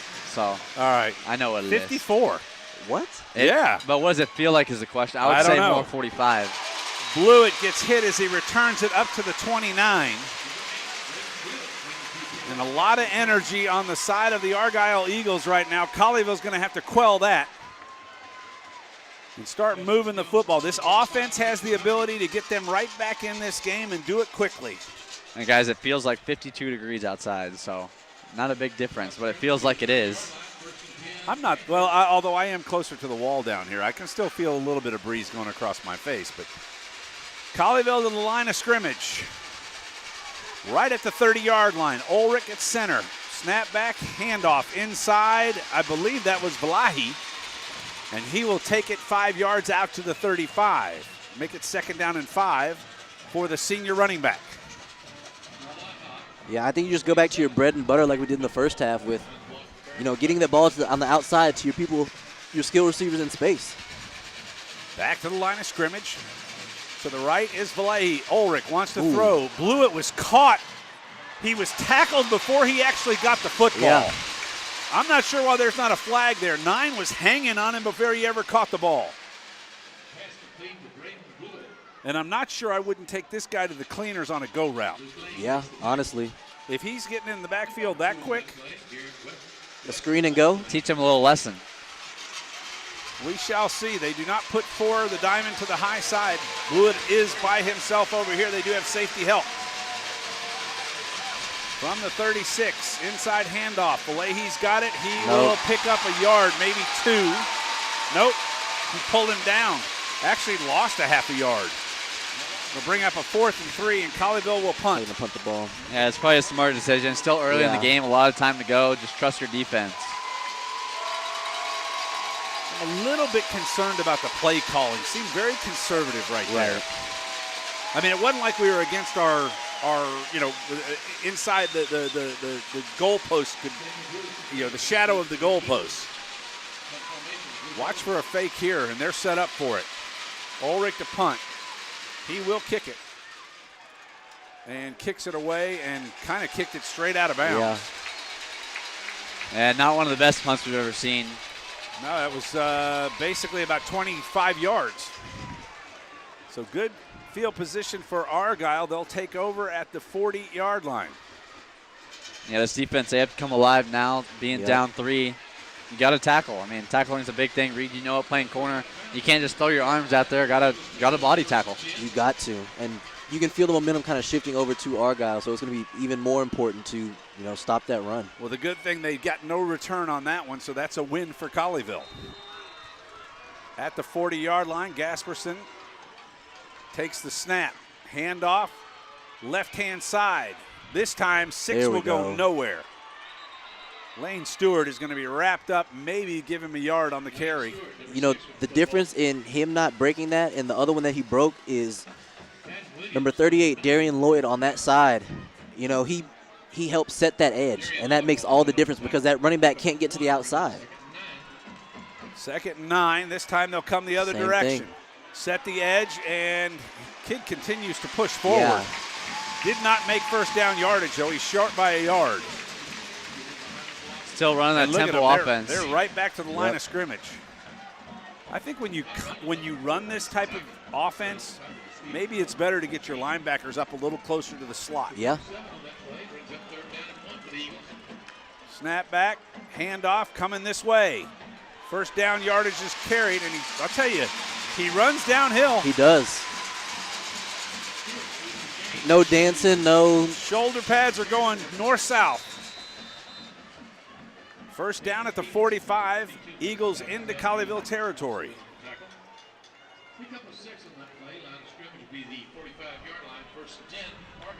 Snap back, wants to throw, working to the left side, going over the top, got a man, and it's bit. Whoa! Oh, did he catch it? Yeah, he did. Okay, so I'm just going to say it here. Hayden West went for the big hit instead of knocking the ball down. He probably could almost got an interception had he had his Watch eyes it on on it. replay. He went for the hit. He could have picked He didn't that. even look. He could have picked it off. Yep. He tried to go for the big hit instead of actually playing the ball. Unfortunate, because that's first down at the 22. Inside Nice. handoff, and there's a good play right there. Coming in quick is Dax Hebeson from his left tackle position. Yeah, Dax Hebeson, I mean, he's a sophomore guy. Actually, he's been he's a playing. linebacker. That's what we need to do more of, is bring those linebackers quick. Yeah, I mean, you can't allow them to have much time in the backfield, whether if it's the quarterback keeping the ball up or he's handing it off. I mean, you got to get back there in the backfield and wreak havoc. Colleyville trails by 3, 2017, 6:33 to go in the third quarter. Gasperson takes the snap. He'll keep it. Wants to throw. Man back there, they miss him. He's got time. Gets it off, and it's caught. No. Nice. Good play by Hebeson. Great no, job. check that, Burgess. Burgess is all over the intended receiver. That was number 13, Jackson Green. Brings up a third down and 12. And I believe if Colleyville can keep him here, they've got him out of field goal range, which may not be a good thing. Yeah, this is a really big play here. Third down and 12. I mean, you gotta stop him. I mean, this is two down territory for Argyle. And as elusive as Luke Ulrich is, so is Gasperson. Yeah. Snap back. He wants to throw. Looking left. Got a man. Caught. Boom. Good hit. Going nowhere. That was Madden Williams on the far side.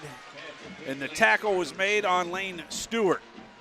Great job by Madden Williams to identify the little check-off route to the outside. And that front seven, they did a really good job there. You know, keeping contained, getting upfield, staying in their lanes, and not really giving Gasperson anywhere to run. Yep. Fourth down and 12. And take note, gentlemen, they are at the 22-yard line, and they are not going for the field goal. I watch a pass to the near side. Snap back. Wants to throw. Pressure. They Get get it. it. Nice ball. Ball's on the ground. It doesn't matter. Colleyville gets it no matter what. And that's how you play it. Yeah, that's huge. Colleyville with the turn, and it was Dax Hebeson. Here, listen for the bell. Here comes the turnover bell. It's on the far side. Yeah, It's hard to hear it. No. Most time it's on the near side. We're able to pick it up on our sound, but not this time. But the turnover bell was rung. And Doug, you had touched on it either at the end of the half or coming into the second half about this defense needing to blitz this Argyle offense to really mix it up and see what they do, and that's what happened. So the big question now, boys, with 5:39 to go in the third, did Big Mo just change sides? Throw over the middle. Ooh, nice what catch. a caught!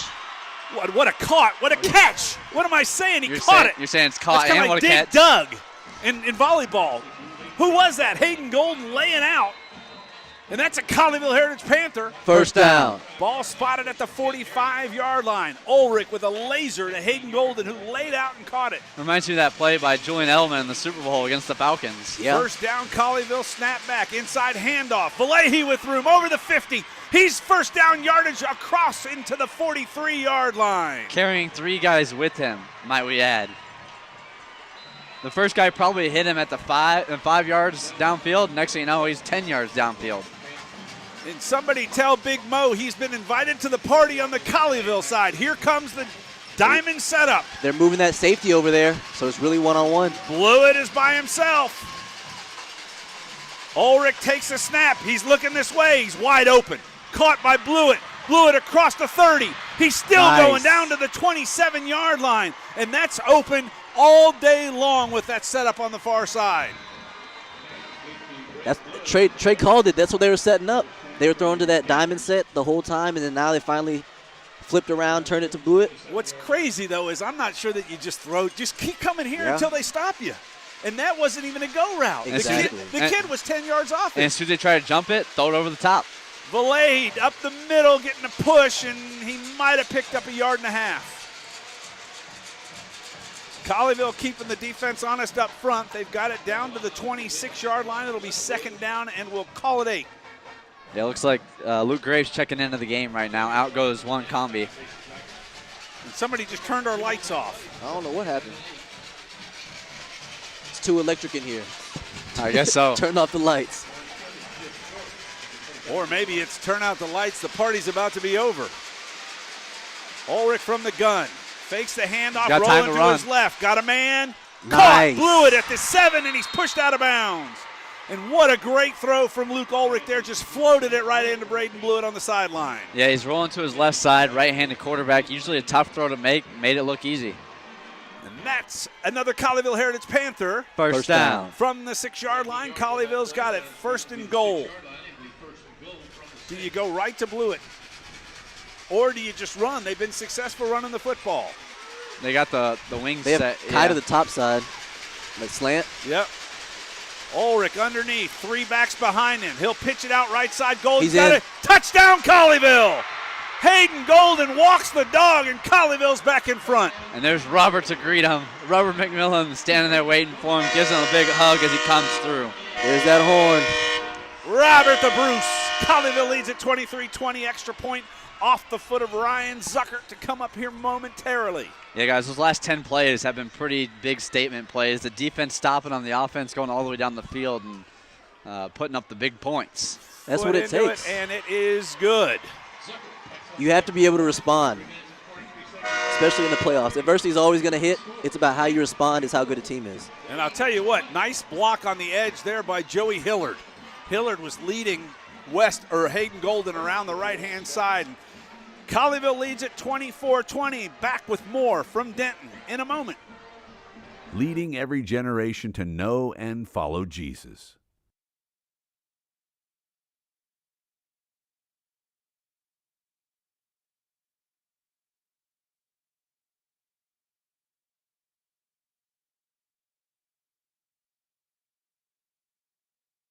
Are you serious about your golf game? We are. From playing on tour to more than 25 years of teaching experience, the staff at McMillan Golf understands there is not one way to swing a golf club. Using video analysts, teaching aids, and drills, the staff will customize your learning experience to fit your level of play. Individual, group, and playing lessons are available. Come now to the McMillan Golf Academy. Back once again. Colleyville to kick off. Ryan Zuckert will take the long approach. Colleyville leads at 24-20, 3:43 to go in the third. He walks up to it, and then he'll bomb it. And this one's going to be caught at the 5. Middle's Big hole wide in open. the middle. Zuckert is going to be there to stop this one. He's doing a great job. Boom. And the Colleyville, unfortunate. Boy, I'll tell you what. Special teams. They're getting killed on special teams right now. Yeah, that middle gap was wide open. The Red Sea had You could parted. have drove 2 trucks through it. Nice job, though. Ryan Zuckert, instead of coming up and getting beat, played his position back and forth, and we know he's a 400-meter guy. He can flat-out run, but that time he just had to be the distractor until the defense caught up. Yeah, he stayed patient for sure. They've got it at the 20. They had it at this position last time. Colleyville held them.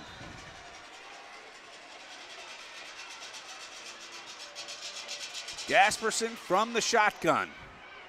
Power set to the right. They'll run right. 6 has got it. He's up the middle. He will not really go anywhere as the rugby scrum whistles blow.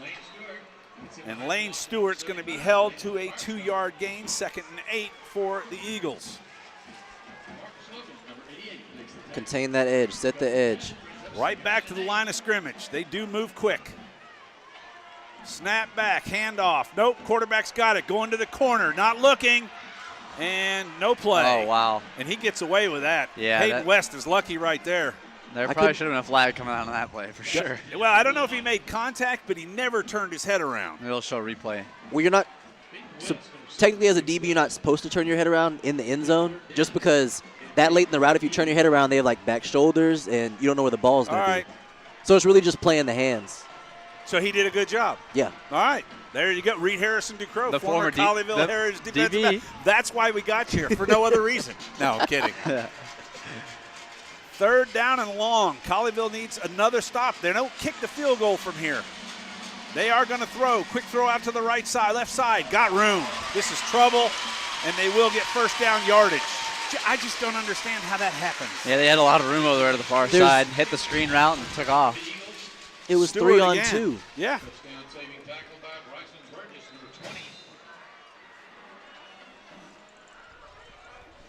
Now they're in field goal range. 2:45 to go in the 3rd quarter. 1st and goal at the 5. Inside handoff, and they're pushing forward. Does he get there? No. Down at the 1.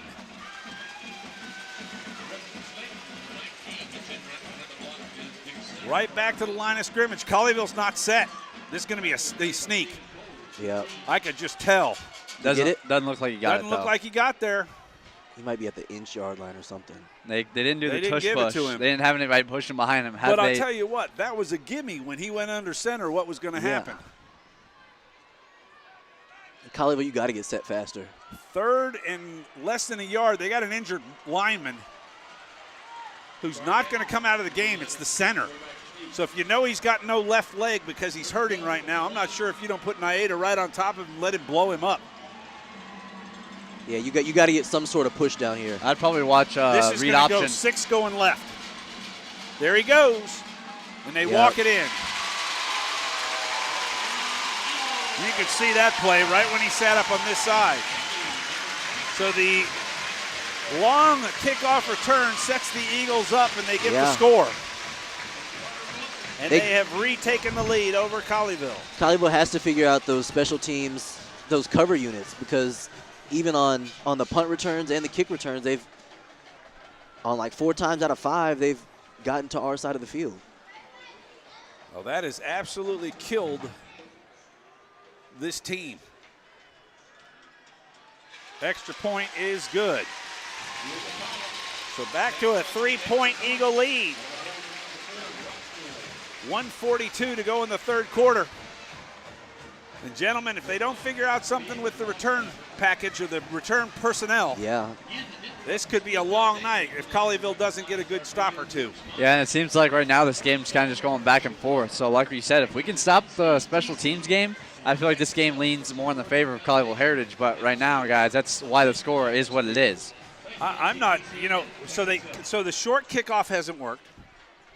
The long kickoff hasn't worked. Right. I still go with just kick the doggone ball out of bounds. Yeah, honestly. Because you can't return it. Let them have it at the 35. Yeah. They're doing way better than that. Exactly. Yeah, that average starting field position's on the Colleyville side of the football of the field. Yeah. And we have not got those kind of returns. No. Maybe we'll get one right here. How about a little reverse action right here?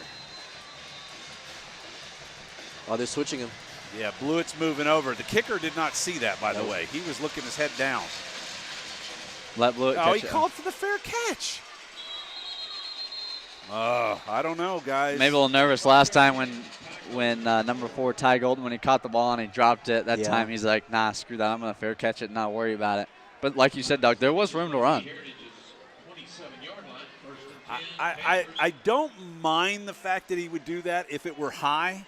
But when he caught it, they were still 10 yards from him. Right. I just, better to have the football than something else happen. All right, Mo is kind of neutral right now. Yeah. We need to get Mo back. We do. We need to get Mo better. One high safety. One-on-one to the near side. Run. Left-hand side, is that Valahi? It is. Valahi will come across the 30 to the 31-yard line, 4 yards on the carry. Brings up a 2nd down and 6 for Colleyville, spotted at the 31. 90 seconds to go in the third quarter. Colleyville trails by 3, 27-24, alongside Reed Harrison Ducrow, Trey Francis. I'm Doug Branch. Back to the line of scrimmage for Colleyville. Offensive line has done a good job. Ulrich's just going to run. Tries to find some blocking. Now he gets the corner. Ooh! And he throws a shoulder down and clears out the safety. That was number 20 he was running over. That was Malik Bracey. And did he pick up first down yardage, or is he short? He's short. Oh, he's short. Okay, I see the first down. A couple yards short. So 3rd and a long 1. And he did a little bit better job patience-wise of following his blocking. 3rd and 1, big play for Colleyville right here. Straight ahead, Ulrich's going to take it. He's got room. He's across the 40 and pulled down at the 41-yard line, and that's a Colleyville Heritage Panther. First down. That's a good play there, catch the ball, follow your blocker, and that's exactly what he did. Now, I would be a little nervous. Sione Valahi, he's getting excited to block, so he's kind of moving a little bit. Getting a little antsy? Yeah, gotta be careful of that. Ball at the 41. Snap back. Ulrich looking left, wants to throw, and somebody moved because they blew it dead. And this does not help Colleyville. Puts them behind the chains early.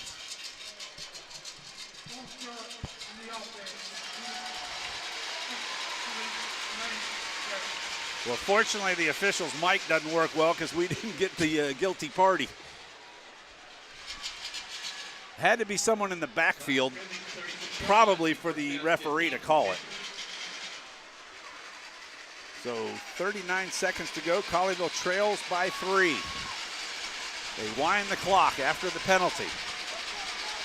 1st and 15. Ulrich wants to throw over the middle. Got a man, and it got tipped.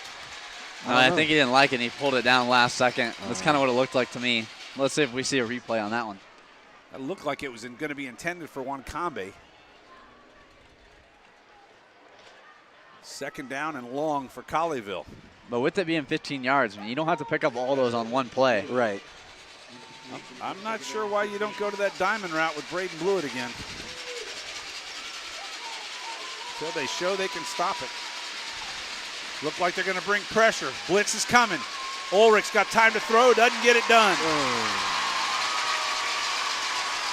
Got to identify that the blitz is coming and get that ball out.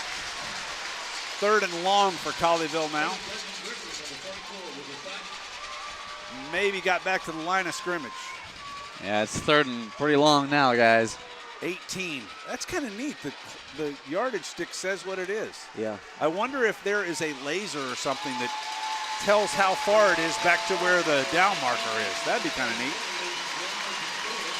3rd quarter's in the books. Unfortunately, Colleyville loses this quarter. They're down by 3. 4th quarter. When we come back to Denton, you're listening to Colleyville Heritage Panther football on the Panther Media Network. You have a dream, the dream of having a pool and a backyard oasis. It's time to talk to the professionals at J. Caldwell Custom Pools. From new construction to remodeling, service, and maintenance, J. Caldwell Custom Pools is your custom pool builder and outdoor living design experts. Your dream of having a pool with spas, fountains, and fire features is about to come true. Dive in and find out more at jcaldwellcustompools.com. Proud sponsor of the Colleyville Heritage Panthers. Classic Chevrolet. Relax, enjoy the difference. We're your neighbor. We're your friend. And when you're at Classic Chevrolet, we consider you part of our family. Enjoy honest, upfront pricing, the largest selection of new Chevrolets in the nation, and fair, competitive payouts on every trade. It's consistently in and out in 30 minutes. No haggling, no problems. Classic Chevrolet. Relax, enjoy the difference. And we are back.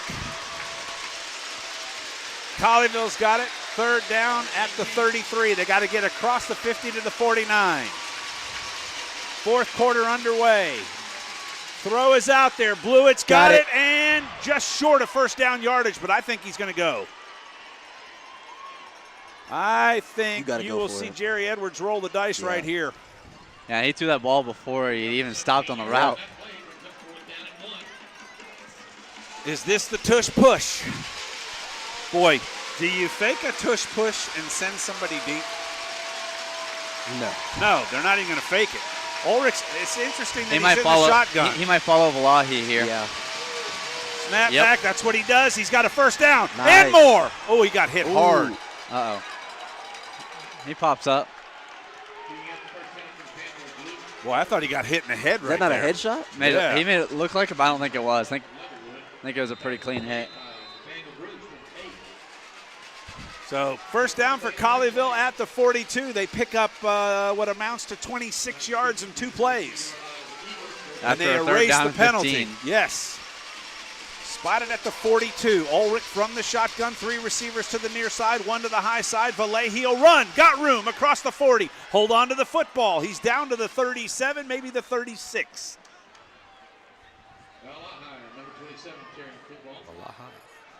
That was interesting how he said that. It is what it is. So pickup of 5 brings up a manageable 2nd and 5 for Colleyville. Valahi still in the game to the right of Ulrich. 2 receivers split to either side. They're on the near hash. Snap back. Ulrich looks to throw. Fakes, throws, caught. Ooh. Oh, and a shot. Golden reached back, got it, but he took a shot. And he looks a little dizzy. Yeah, Ulrich threw it behind him. Unfortunately, that's one of those ones that your quarterback sets you up for that shot. Yeah. But he will stay in the game. Tough young man. Yeah, that's tough. 3rd and 5. Do you run the follow Vallejo up the middle here again? I go to Blewett. They're going to run right. Ulrich's got room, got the corner, got the 30 in the first down, and there's a hold. What's the flag? They're going to call it on Wakambe. Holding Colleyville.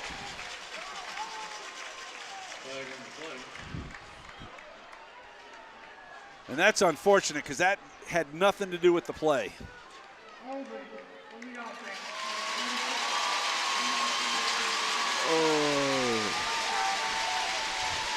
Well, they're going to have 2 downs to go another 15 yards. Yep. We know they can do it because they just did it a couple plays ago. Right. Actually, it won't be 15. It'll only be 11. It was from the spot of the foul.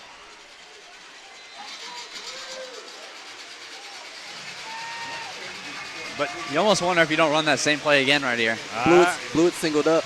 It is 11 yards, but I'm going deep to Blewett. 3 receivers to the near side. Blewett on the high side. little back Heavy shoulder. blitz coming. Throw over the middle. High. He definitely had Golden right there, just barely overthrew him, and that's pretty costly. I'm not thinking Jerry Edwards is punting here. 4th and 11.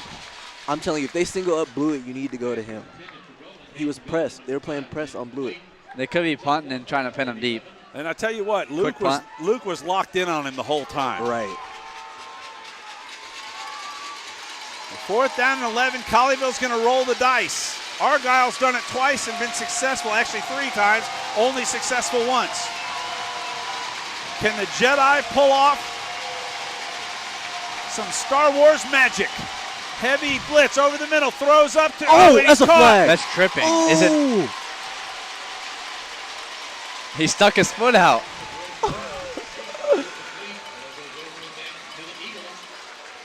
Whoa. There's no Blewett way. was taken down and no call. There's no way. Yeah, that's an interesting no call right there, guys. That's not even feet tangled up. He tripped him. He tripped him. He stuck his foot out there and just tripped him. Well, let's hope that we can get a turnover. Yeah. It's not over. We just have to stop them. Right. It's a 3-point game, and we've got good kicking. Handoff inside. This is trouble. Gets across the line and all the way across to the 40. Yeah, this defense, you Lane can tell they're getting Stewart. tired being out there for so long. Well, you better start bringing some people, Yeah, in my you gotta, opinion. You got to do something. I know I'm not the coach, but He is the defensive coordinator.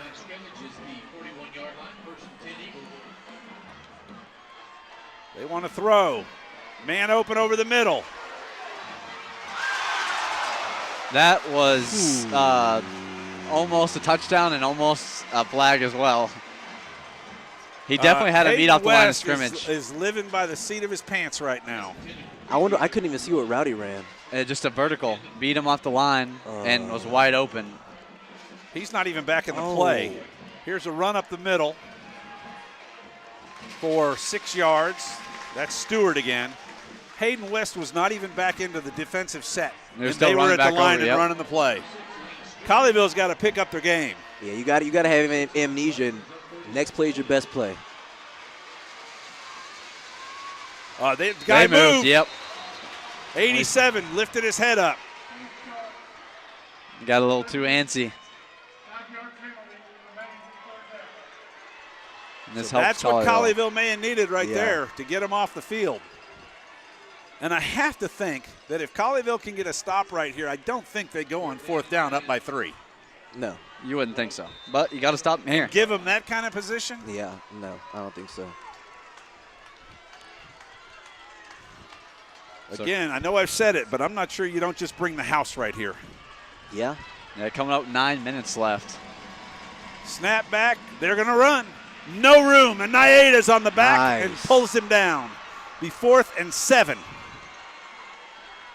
They're going to kick.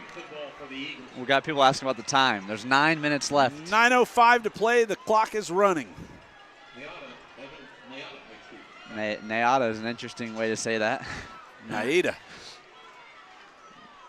Mr. PA watch for something unusual here. Right. They had too many men in the huddle. Where's the flag? Punter's back.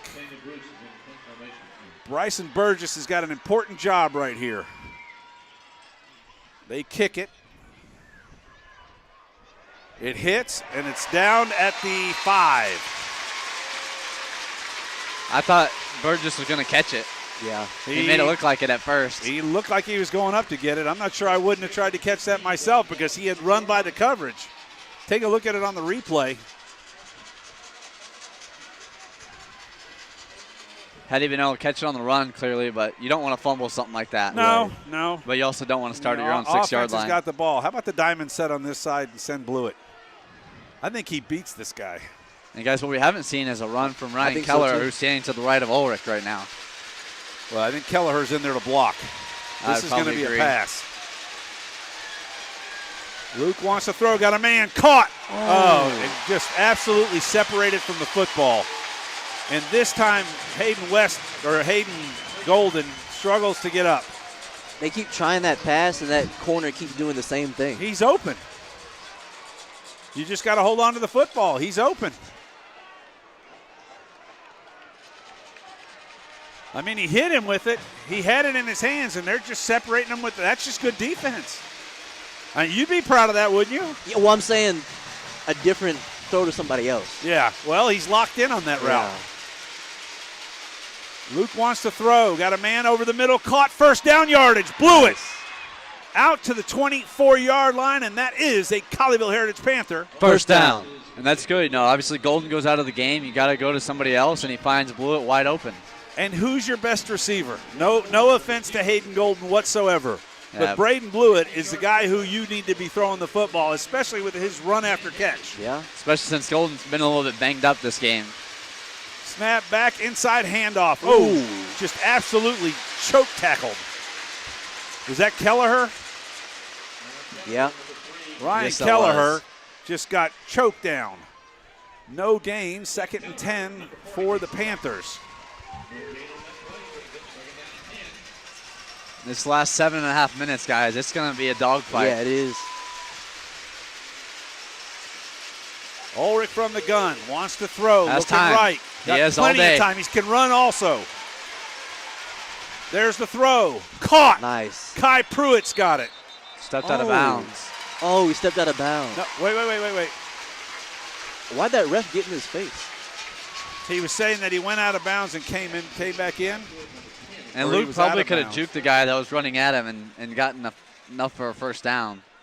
Hillard is limping.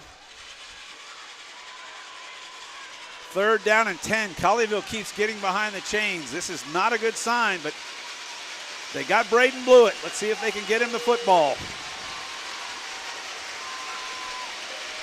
Snap back, Ulrich. No rush. Got all day. Threw it. Pruitt can't catch it. It was there. You got to catch that. He short-armed it. You got to catch that. Now, what do you do here if you're Coach Edwards? You got to punt. You got to punt. I agree. And Hillard has no business being out there. He can barely walk. Please tell me he is not going to be on punt coverage. He is not. Yeah, several guys getting banged up now. I mean, it's the end of the game. You got to put your healthy guys out there. And that was a catch. Those were balls that were thrown that could be caught. Luke's 10 yards off the ball. They look like they're coming for this one. He gets it off. Oh, nice. He kills it. Oof. Absolutely hits a bomb. This will not be returned. It'll be down at the 26. Yeah, that was a huge punt. 7:09 to play. Colleyville trails by 3. The defense is going to have to make something happen. Back with more in just a moment. Nope, we'll stay right here. They're not taking a timeout, so we'll keep it right here. And we know how the Argyle team likes to run. Get out there, snap the ball, go to the next play, snap the ball. They don't waste no time. Yeah, Colleyville's got to get in the backfield and get there quick. They have not really had success. Have they thrown a pass that was really successful? No. Unless it's number 1, who's on the near side. Takes a snap, handoff, right side. 6 has got it. This time he goes nowhere. Yeah, is that Big Naeda in there? Along with no, that was Logan, I believe. Demarius Logan. Rapolo, and now a player down. He's what? Check that. He is up. That is number 12, Dax Heveson. I believe he had the family jewels rung up there. Down he goes again on a knee. Started to walk off the field and then dropped back down. So, yeah, that is no fun. I can tell you. He'll walk it off, but those kidneys are hurting right now. Yeah, and he did a really good job. Him and Logan both down there making that play. Like I said, a lot of guys getting injured. It's getting colder out here. It's toward the end of the game. Got to stay in it and got to try to stay healthy. Yeah. Let's hope that he's able to get back out there for the next play. 7 minutes left. Got to give it everything you got. He's trying to shake it off on the far side. 2nd and 9. Handoff coming this way.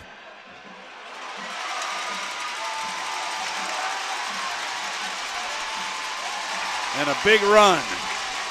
All the way across the 45 down to the 44 for Stewart. Tell you what, he doesn't do it fancy, but he gets it done. Yeah. Arm tackles missed by Colleyville. He's what they were missing in the first half. Middle handoff, and he's down. Back in there, making the big play. 29 yards on that last play. Carrying football this time was number 6, Lane Stewart. Colleyville needs to stop him right here. Yep. Clock is starting. Well, I know that they scored with 30 seconds to go, but clock is going to become a problem. We're at the 6-minute mark. They trail by 3. 2nd and 10. No gain on the last play. Gasperson wants to throw. Looking left. Got a man. Caught. Way too far off.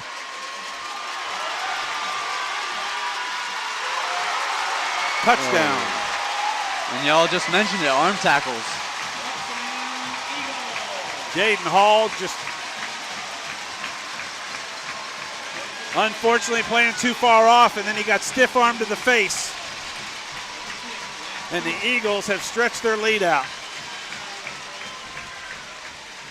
Yeah,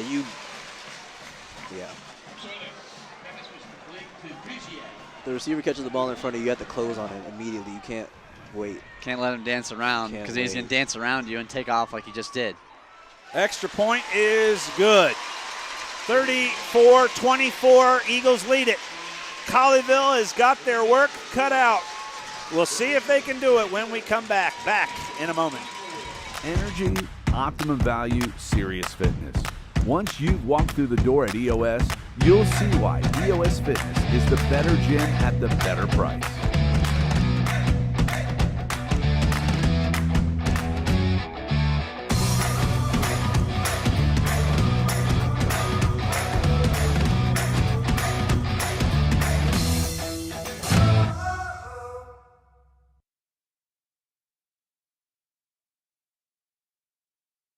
Are you serious about your golf game? We are. From playing on tour to more than 25 years of teaching experience, the staff at McMillan Golf understands there is not one way to swing a golf club. Using video analysts, teaching aids, and drills, the staff will customize your learning experience to fit your level of play. Individual, group, and playing lessons are available. Come now to the McMillan Golf Academy. Kickoff comes down at the 25, and Colleyville will push it forward. That's Braden Blewett to the 33. Yeah, guys, time is a big factor now. Their special now. teams have been really good. Yep. It's crazy to think that's the difference in the game. I mean, the offense and defense have been pretty similar, but the special teams is what's killing the Panthers. I'm just not sure you don't bring the diamond in and go straight to Blewett every time.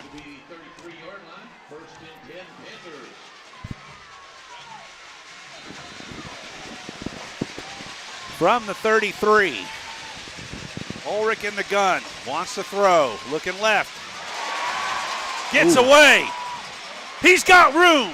Across the 40, across the 45, a couple of blocks across the 50, still on his feet, cuts back inside at the 35, he's down to the 32. Luke Ulrich is a magician. Looked like he's going to be sacked, and then looked like he's going to be brought down to like a couple of yards. Just kept on trucking. That is Jedi magic.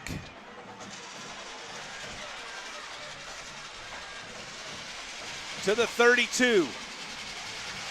Valahi inside run, nowhere to go. Kind of think you should throw the football here with 5:08 to play. You still have to get 10 points. Unless they were just trying to give Ulrich a little breather. And but I'm not I mean, sure you that I gotta would be go back fast. in a huddle. You got to go quick. Got to know what plays you're going to run and execute them. And if you get in close, do you take a quick field goal and then try to get the ball back? Ulrich wants to throw over the middle. Got a man. Tipped. And he was going back to Hayden Golden again. Yeah, they keep trying to run that same play right in that area, and there's not been a single catch in that area, and you wonder why, one, you don't go to the far side, or two, that play hasn't worked yet. It makes you wonder why I keep running it, right? Right. It makes you wonder. 4:44 to play. Colleyville trails by 10, 34-24. And you got to get some yards here because it's third down. I go to Pruitt. Snap back looking left. Throws it, and not even close. Hilliard can't. He can barely run. He just stared him down on that route, too. He never looked off of him and just threw it right there. So guys, you got Braden Blewett on your team. Throw the football to the man. This is the ball game, guys. Yep, 4th and 10. As good as it's been, you need to get it in his hands or let Ulrich run with it. And they're probably sending pressure. Timeout defense. And we'll keep it right here. Like you 4th said, down Doug, and 10. What do you dial up right here if you're the offensive coordinator for the Colleyville Heritage Panthers? Like you said, Doug, best player, most amount of space. Ulrich, he can run, but it's a whole 10 yards. So you look, okay, who are you going to pass to? You have Blue out there who hasn't had many catches tonight. He's a good player, good route runner. And you have Golden out there. How many times has he been targeted? Not very many. A couple. You can count on 5, you 6. You can probably count on one hand. And when you've targeted him, he's come up with at least 3 big plays. I can tell you guys, one play I don't want to see is that same play we've seen like 4 times. It hasn't worked. That's gotten Golden's that ribs one killed. down the slot. I can't imagine how his ribs feel. He's got hit twice doing that play.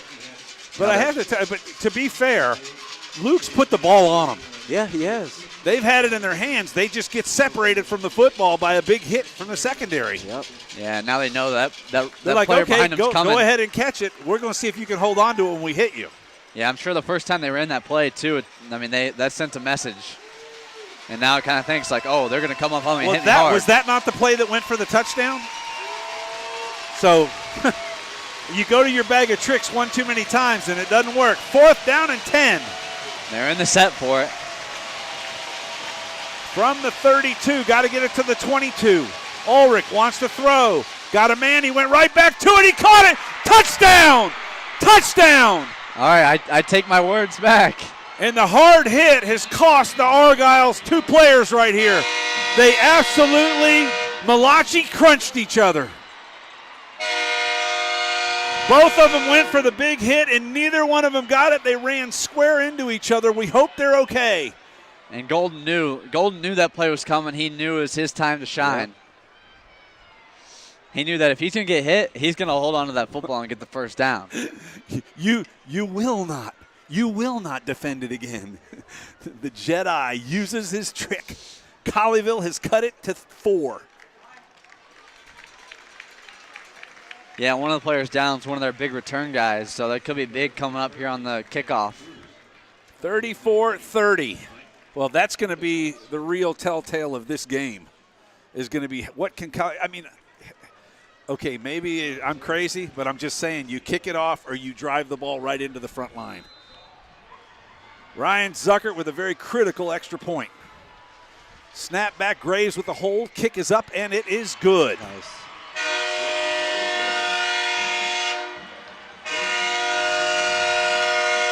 Colleyville comes back and scores what? It was 6:06 to play, so in less than 2 minutes, Colleyville able to cut and get that score that they gave up back. Yeah, that was a clutch performance by this offense. You know, they had to fight tooth and nail to get that. This return, where they start with the ball is going to be huge. Obviously, guys, offense and defense, big parts of it, but this play might be one of the bigger ones in this game. We'll have to see what Jerry Edwards dials up on the far side. The kick coverage teams for Colleyville have not been good tonight. What we haven't seen yet is Landon Dressel. We haven't seen him kick off. That is true. You know what? Have we even? Oh, he is kicking off now. And he's kicking off right now. Interesting. So Dressel will kick off. He seems to have a little bit more strength in his leg. The wind is blowing from the north, so a little bit of wind to his back. They play up tight. And it looks like number 8's back there to return, so he's okay after that injury on the last play. Well, if they had a timeout, he should have to sit out a play. Well, they had a PAT. Yeah. Ah, that's true. A play was run. No time off the clock, but a play was run. So Landon Dressel is going to kick it off for Colleyville. Let's hope he can drive this one all the way into the end zone with no problem. Yeah, it also keeps the time off the board with 4:32 to play in the fourth. Boy, dare you run where he runs up and hits the top of the ball or onside kick? That's pretty risky. Dressel, this is not a huge kick. There we go. It goes into the end zone. Nearly out of bounds, but it goes into the end zone. But you know what? That was a directional kick. If they don't get it, that's what happens. Yep. So I got no problem with that. Absolutely. No time wasted either. No time off the clock, 4:32 to play. Colleyville trails by 3, 34-31. Alongside Reed Harrison Ducrow, Trey Francis, I'm Doug Branch. We thank you for joining us. All 150 of you that are online. I saw it up to 200 and something at one point. We appreciate you dropping in. Hopefully Colleyville can bring home the win. They've got to make a defensive stop. They're going to stop this run. Argyle has the ball. They'll run to the near side. Not going to go anywhere, just tackle. Nice. And there's a nice job there. That was Stephen Cole coming over from his linebacker position, along with Naeda working across the front line. Gain of 4, brings up a 2nd down and 6. They need a big play right here on 2nd down. Set them back and hopefully get the ball out of their hands. Both teams have full complements of timeouts left. Check that. They do not. Argyle has burned 1. They burnt one on that 4th and 10 play that Colleyville scored on. And they're taking lots of time right now, which benefits Colleyville, if you ask me. But they need a stop. Handoff inside. Will not get there. Naeda's Nice. there. Maybe a gain of a half a yard. This is big. And here comes 3rd a huge, and 5. huge 3rd down. Oh, wait, they put it at 4th. 3rd. Sorry, Third down. it is. 3rd down and 5. 3.5 minutes, guys. You can feel the pressure in the stadium. Both teams are, on the edge of their seats. And I have to say, if Colleyville gets the ball back, I think they have made a strategic bad decision, has Argyle, not going with their speed play. Because this is giving Colleyville a chance to rest between every play. And if Colleyville comes back and scores, watch that there's not much time left on that clock. Yeah. Again, a run. Inside. Nice. Cole's there. 4th down, they lose a yard. Lose 2. It'll be 4th and 6. And the punt team comes on. Colleyville has done their job. And I'm telling you guys, the fact that they went slow was an advantage to the Colleyville defense. They'll call a timeout. Yeah, he took a few seconds there. He didn't know if he wanted to call a timeout or not and kind of wasted 7 seconds there, guys. Big stop. Hopefully those 7 seconds are not needed later on in the game. You know, and the amazing part about that is that play that they were running, that stretch play, has been working for them all night. This second half, that's been working for them this whole time, and Colleyville stepped up and made adjustments, so good job. What's wrong? Oh, it's right. I'm sorry. So here's the thing, though. This is all I'm saying, is the fact that they slowed the game down. Yeah. Colleyville's defense is now back to playing Colleyville football. Yeah. They're not back to the line, back to the line, back to the line. They think they're burning clock. And they are giving Colleyville's defense to respond defensively. Yeah. And they did. And on this punt right here, guys, you have to – Burgess has got to come up with it. You have to catch it. You Can't cannot let it this get bounce past out. you. Yep. And do not jump off sides, because then you give them an opportunity. Actually, it would be a 1st down almost. You've got to stay on side. Snap is back. Kick is away, and they aim it to the sideline. Burgess calls for the fair catch at the 41. Nice. Good job. Colleyville will take over. They have 2:46. A touchdown will win it. A field goal will tie it. Here's where you draw out some of your right best here. plays. And well, and 2:46 is a long time. We've talked about a certain guy.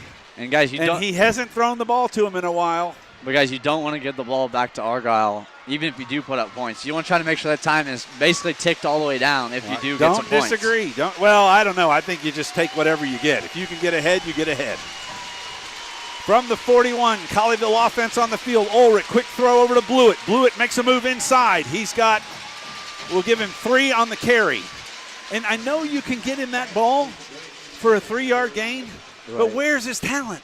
Yeah. Get the guy in open space.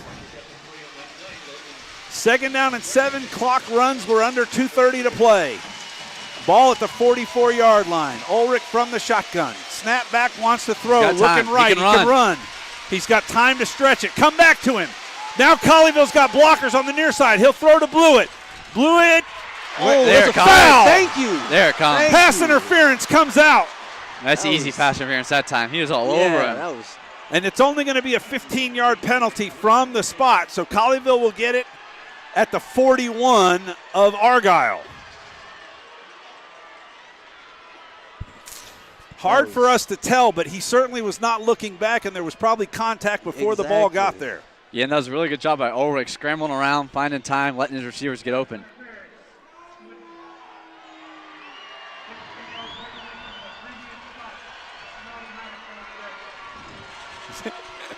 Is it odd that every time he says the number, the microphone cuts out?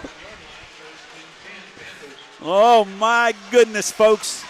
Hold on to your seatbelts.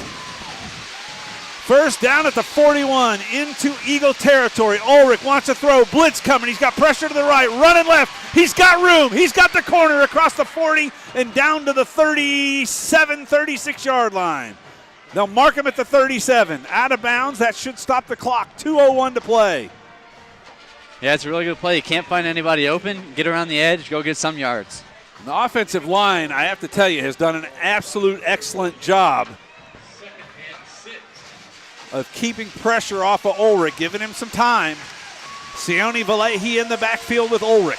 2nd down and 6. 3 receivers to the near side, 1 to the high side. 2 minutes to play. Ulrich wants to throw. Got a man right side. It's Hayden.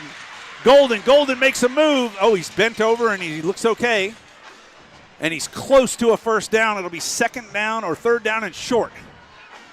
Yeah, this is a big play. I mean, it's still 3rd and short. You got to get that yard. Colleyville not in a hurry right now. 1:41 to play. I'm assuming it'd be just follow Valahi here on the run. We'll see. 90 seconds left. He's got room up the middle. 1st down to the 25. Clock continues to run, and now we've got a time. Whoops. I heard a whistle. They're saying keep running the clock. 1:20 to play. Colleyville at the 26. They trail by 3. You have to hurry up a little bit here. They're not in a hurry. Yeah, I mean, you're getting down to a minute here. I go to Kai Pruitt. Can't take a sack. Run play. Ulrich going left. Got some room. Down to the 20. He rolls up. They marked him down. He rolled on top of a player. I don't know. 55, First down, 54. he picked up 5. Yeah, 50 seconds. Colleyville 5-0. not in a hurry to try and score here. Kind of conservative. Looks like they're almost trying to settle for a field goal, and you don't want to do that. Ulrich looking to throw. Got a man in the corner. Blew it. Woo! Touchdown! Touchdown, Colleyville! Braden blew it! 41 seconds to go, and Colleyville takes the lead. And that's one of those plays where I like to say, you got moused. Oh, he threw it up to Rain, blew it just clean and clear as day, right in the breadbasket in the back corner of the end zone. And a huge extra point about to come up. And folks, we're sorry about your ears, but it's loud here, so we're loud for 41 you. seconds to go. Panthers lead at 37-30. Ryan Zuckert, extra point is good. But guys, you still got to play defense. 41 seconds. Well, at least you know they have to score a touchdown. Field goal does them no good. Defense wins you championships. Got to rely on the defense. But guys, first comes I'm special telling you, teams. I can't wait to ask Jerry Edwards about, was that the smartest thing they did for us, was slowing the game down, thinking that they were burning clock. I guarantee you he will agree with me that that was a big mistake. I'd kick this out of bounds. What did I put? You got 41-31 Eagles. It's 38-34 Colleyville. My bad. I put it on the wrong team. Dougie. Wait, what is it? 30 it's, what? It's 38 Colleyville, 34 Eagles. Hey, I kicked this out of bounds. My bad. Truthfully. There you go. Right scores on the board. Hey, we're winning. You heard us. I tell you what, you just drive the ball, even if it goes, well, I don't want to say even if it goes out of bounds. You want to send this out of the back of the end zone. That's key number one. You know what? Landon Dressel, you got one job, son. That's to put this ball as far into the end zone as you can put it. Absolutely. Put all that muscle you worked all year for. Get the adrenaline on it. Here we go. He does not get it to the end zone. Comes down at the 5. Colleyville needs to. The center of the field is open. Now they close it. And let the clock run. Let it run. 32 seconds left in the game, and the best coverage of the night was right there. When it they mattered came most. down in their lanes, and they broke down and waited. When You got to love most, that. guys. Flag. That's going to be offsides probably on Colleyville. They won't kick it again. Let them kick it again. All right. I was going to say, let them kick it again and burn another 6 or 7 seconds. So they're starting on the 40 or 40. No, they'll start at the 42. Yeah. No, they already marked it off. Okay. So at the 38-yard line, Argyle has 32 seconds to go 62 yards. They have to score. They have 2 timeouts. Colleyville has 2 as well. Watch number 1.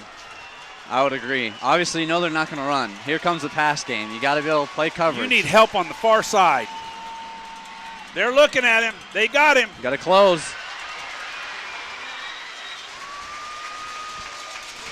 26 seconds to go. First down yardage picked up to the Colleyville 47. And guys, you almost wonder if you don't put more help over here. They're going to keep going to him. You know they only have that one receiver that they keep give targeting. That up. They got nobody over here. You got 2 guys on the near side and 1 defensive back. Same play right here. Breakdown. There it is. There you go. Same play. Incomplete. But Hayden West is just watching. I mean, so here's the thing. They have 2 timeouts. I know you don't want him behind you, but you have to close on that to get him down to force them to burn a timeout to keep the ball in play. Right. Yeah, and you can't. He doesn't want to get beat deep, which I understand, but you also can't let him get 15 But yards if you're every going to single do play. that, drop your linebackers and don't even have them rush. Do a 4-man rush. That's what you got. thing Same again. play. Oh, he Fell fell. down. Oh. Have they targeted another receiver? No. He's hurt. Now 18 seconds. 3rd and 10.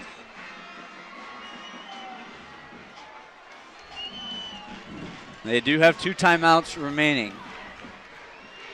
They're going to play 3 straight I'll tell you times. what. You know who could be big here? Lloyd. Put him underneath. Shoot him out underneath. Lloyd can get up Especially and try to get his hands in that passing lane. Especially in a situation like this where you know they're not going to run the ball, scoot him out there a little further.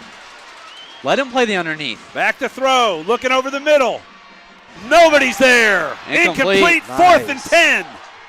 Colleyville's one play away from moving on. 4th down. 13 seconds to play. Even if they catch it, they're going to have trouble. And there's a first timeout, so they've only got one left. Holy cow, we're keeping it right here.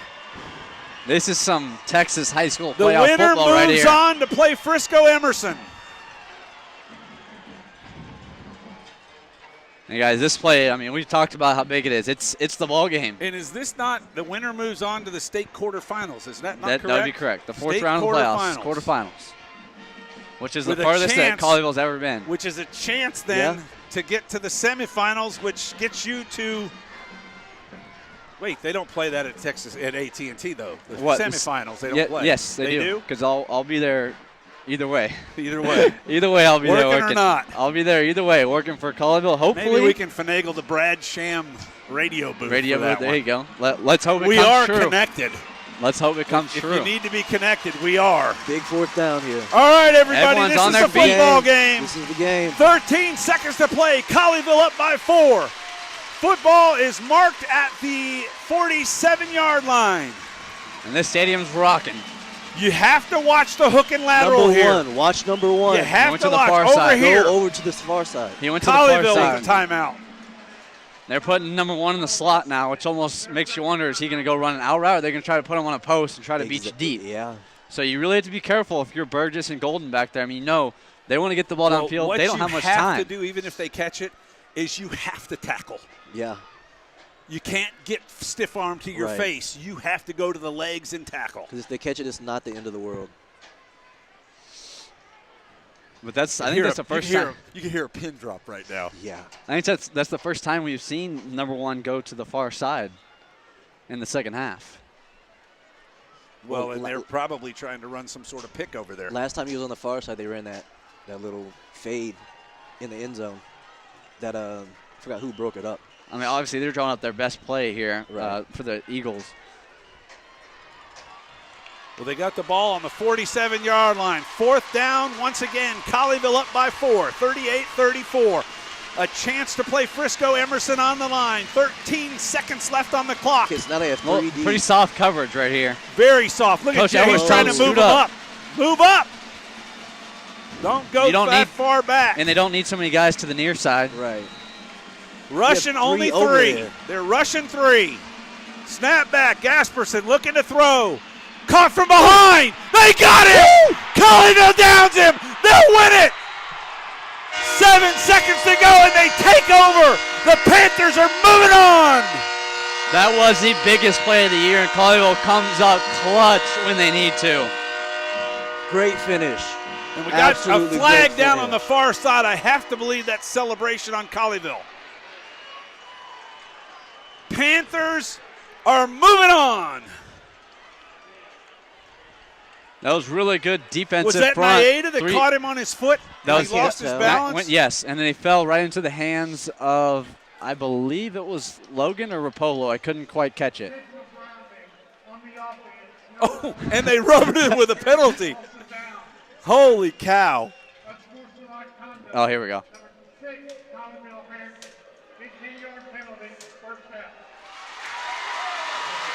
Whoa, Hey, this is what we used to say. Whoa. Big deal. Wait, Argyle gets the ball back. No. What they said? No, lost. it's lost Colleyville. It's Colleyville's ball. Oh, okay, there we go. Yeah. The personal foul was after. Everyone on Argyle. Sorry. Yeah. Everyone on Argyle started cheering. I said, "Uh-oh!" Saw the offense go back out there. This is a kneel down. They got one timeout, and the game's over. They'll see it. We'll see if they call it. This has been one of the best, I think, games. I'll tell you what. Until he kneels down, we got to see a snap here, boys. True. That's it.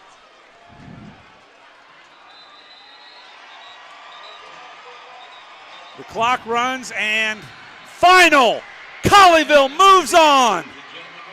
38-34. Tempers are flaring on the field right now, but the game is over.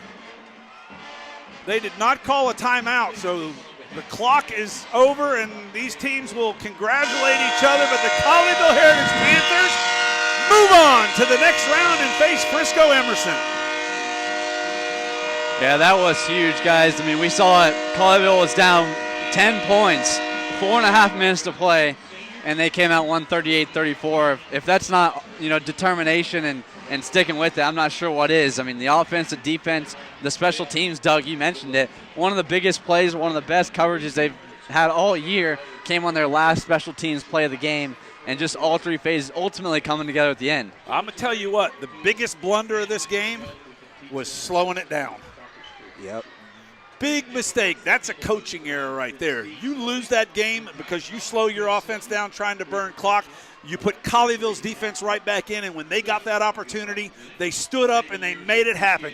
Colleyville moving on. Final score from Denton, 38-34. We thank everyone for joining us on the broadcast.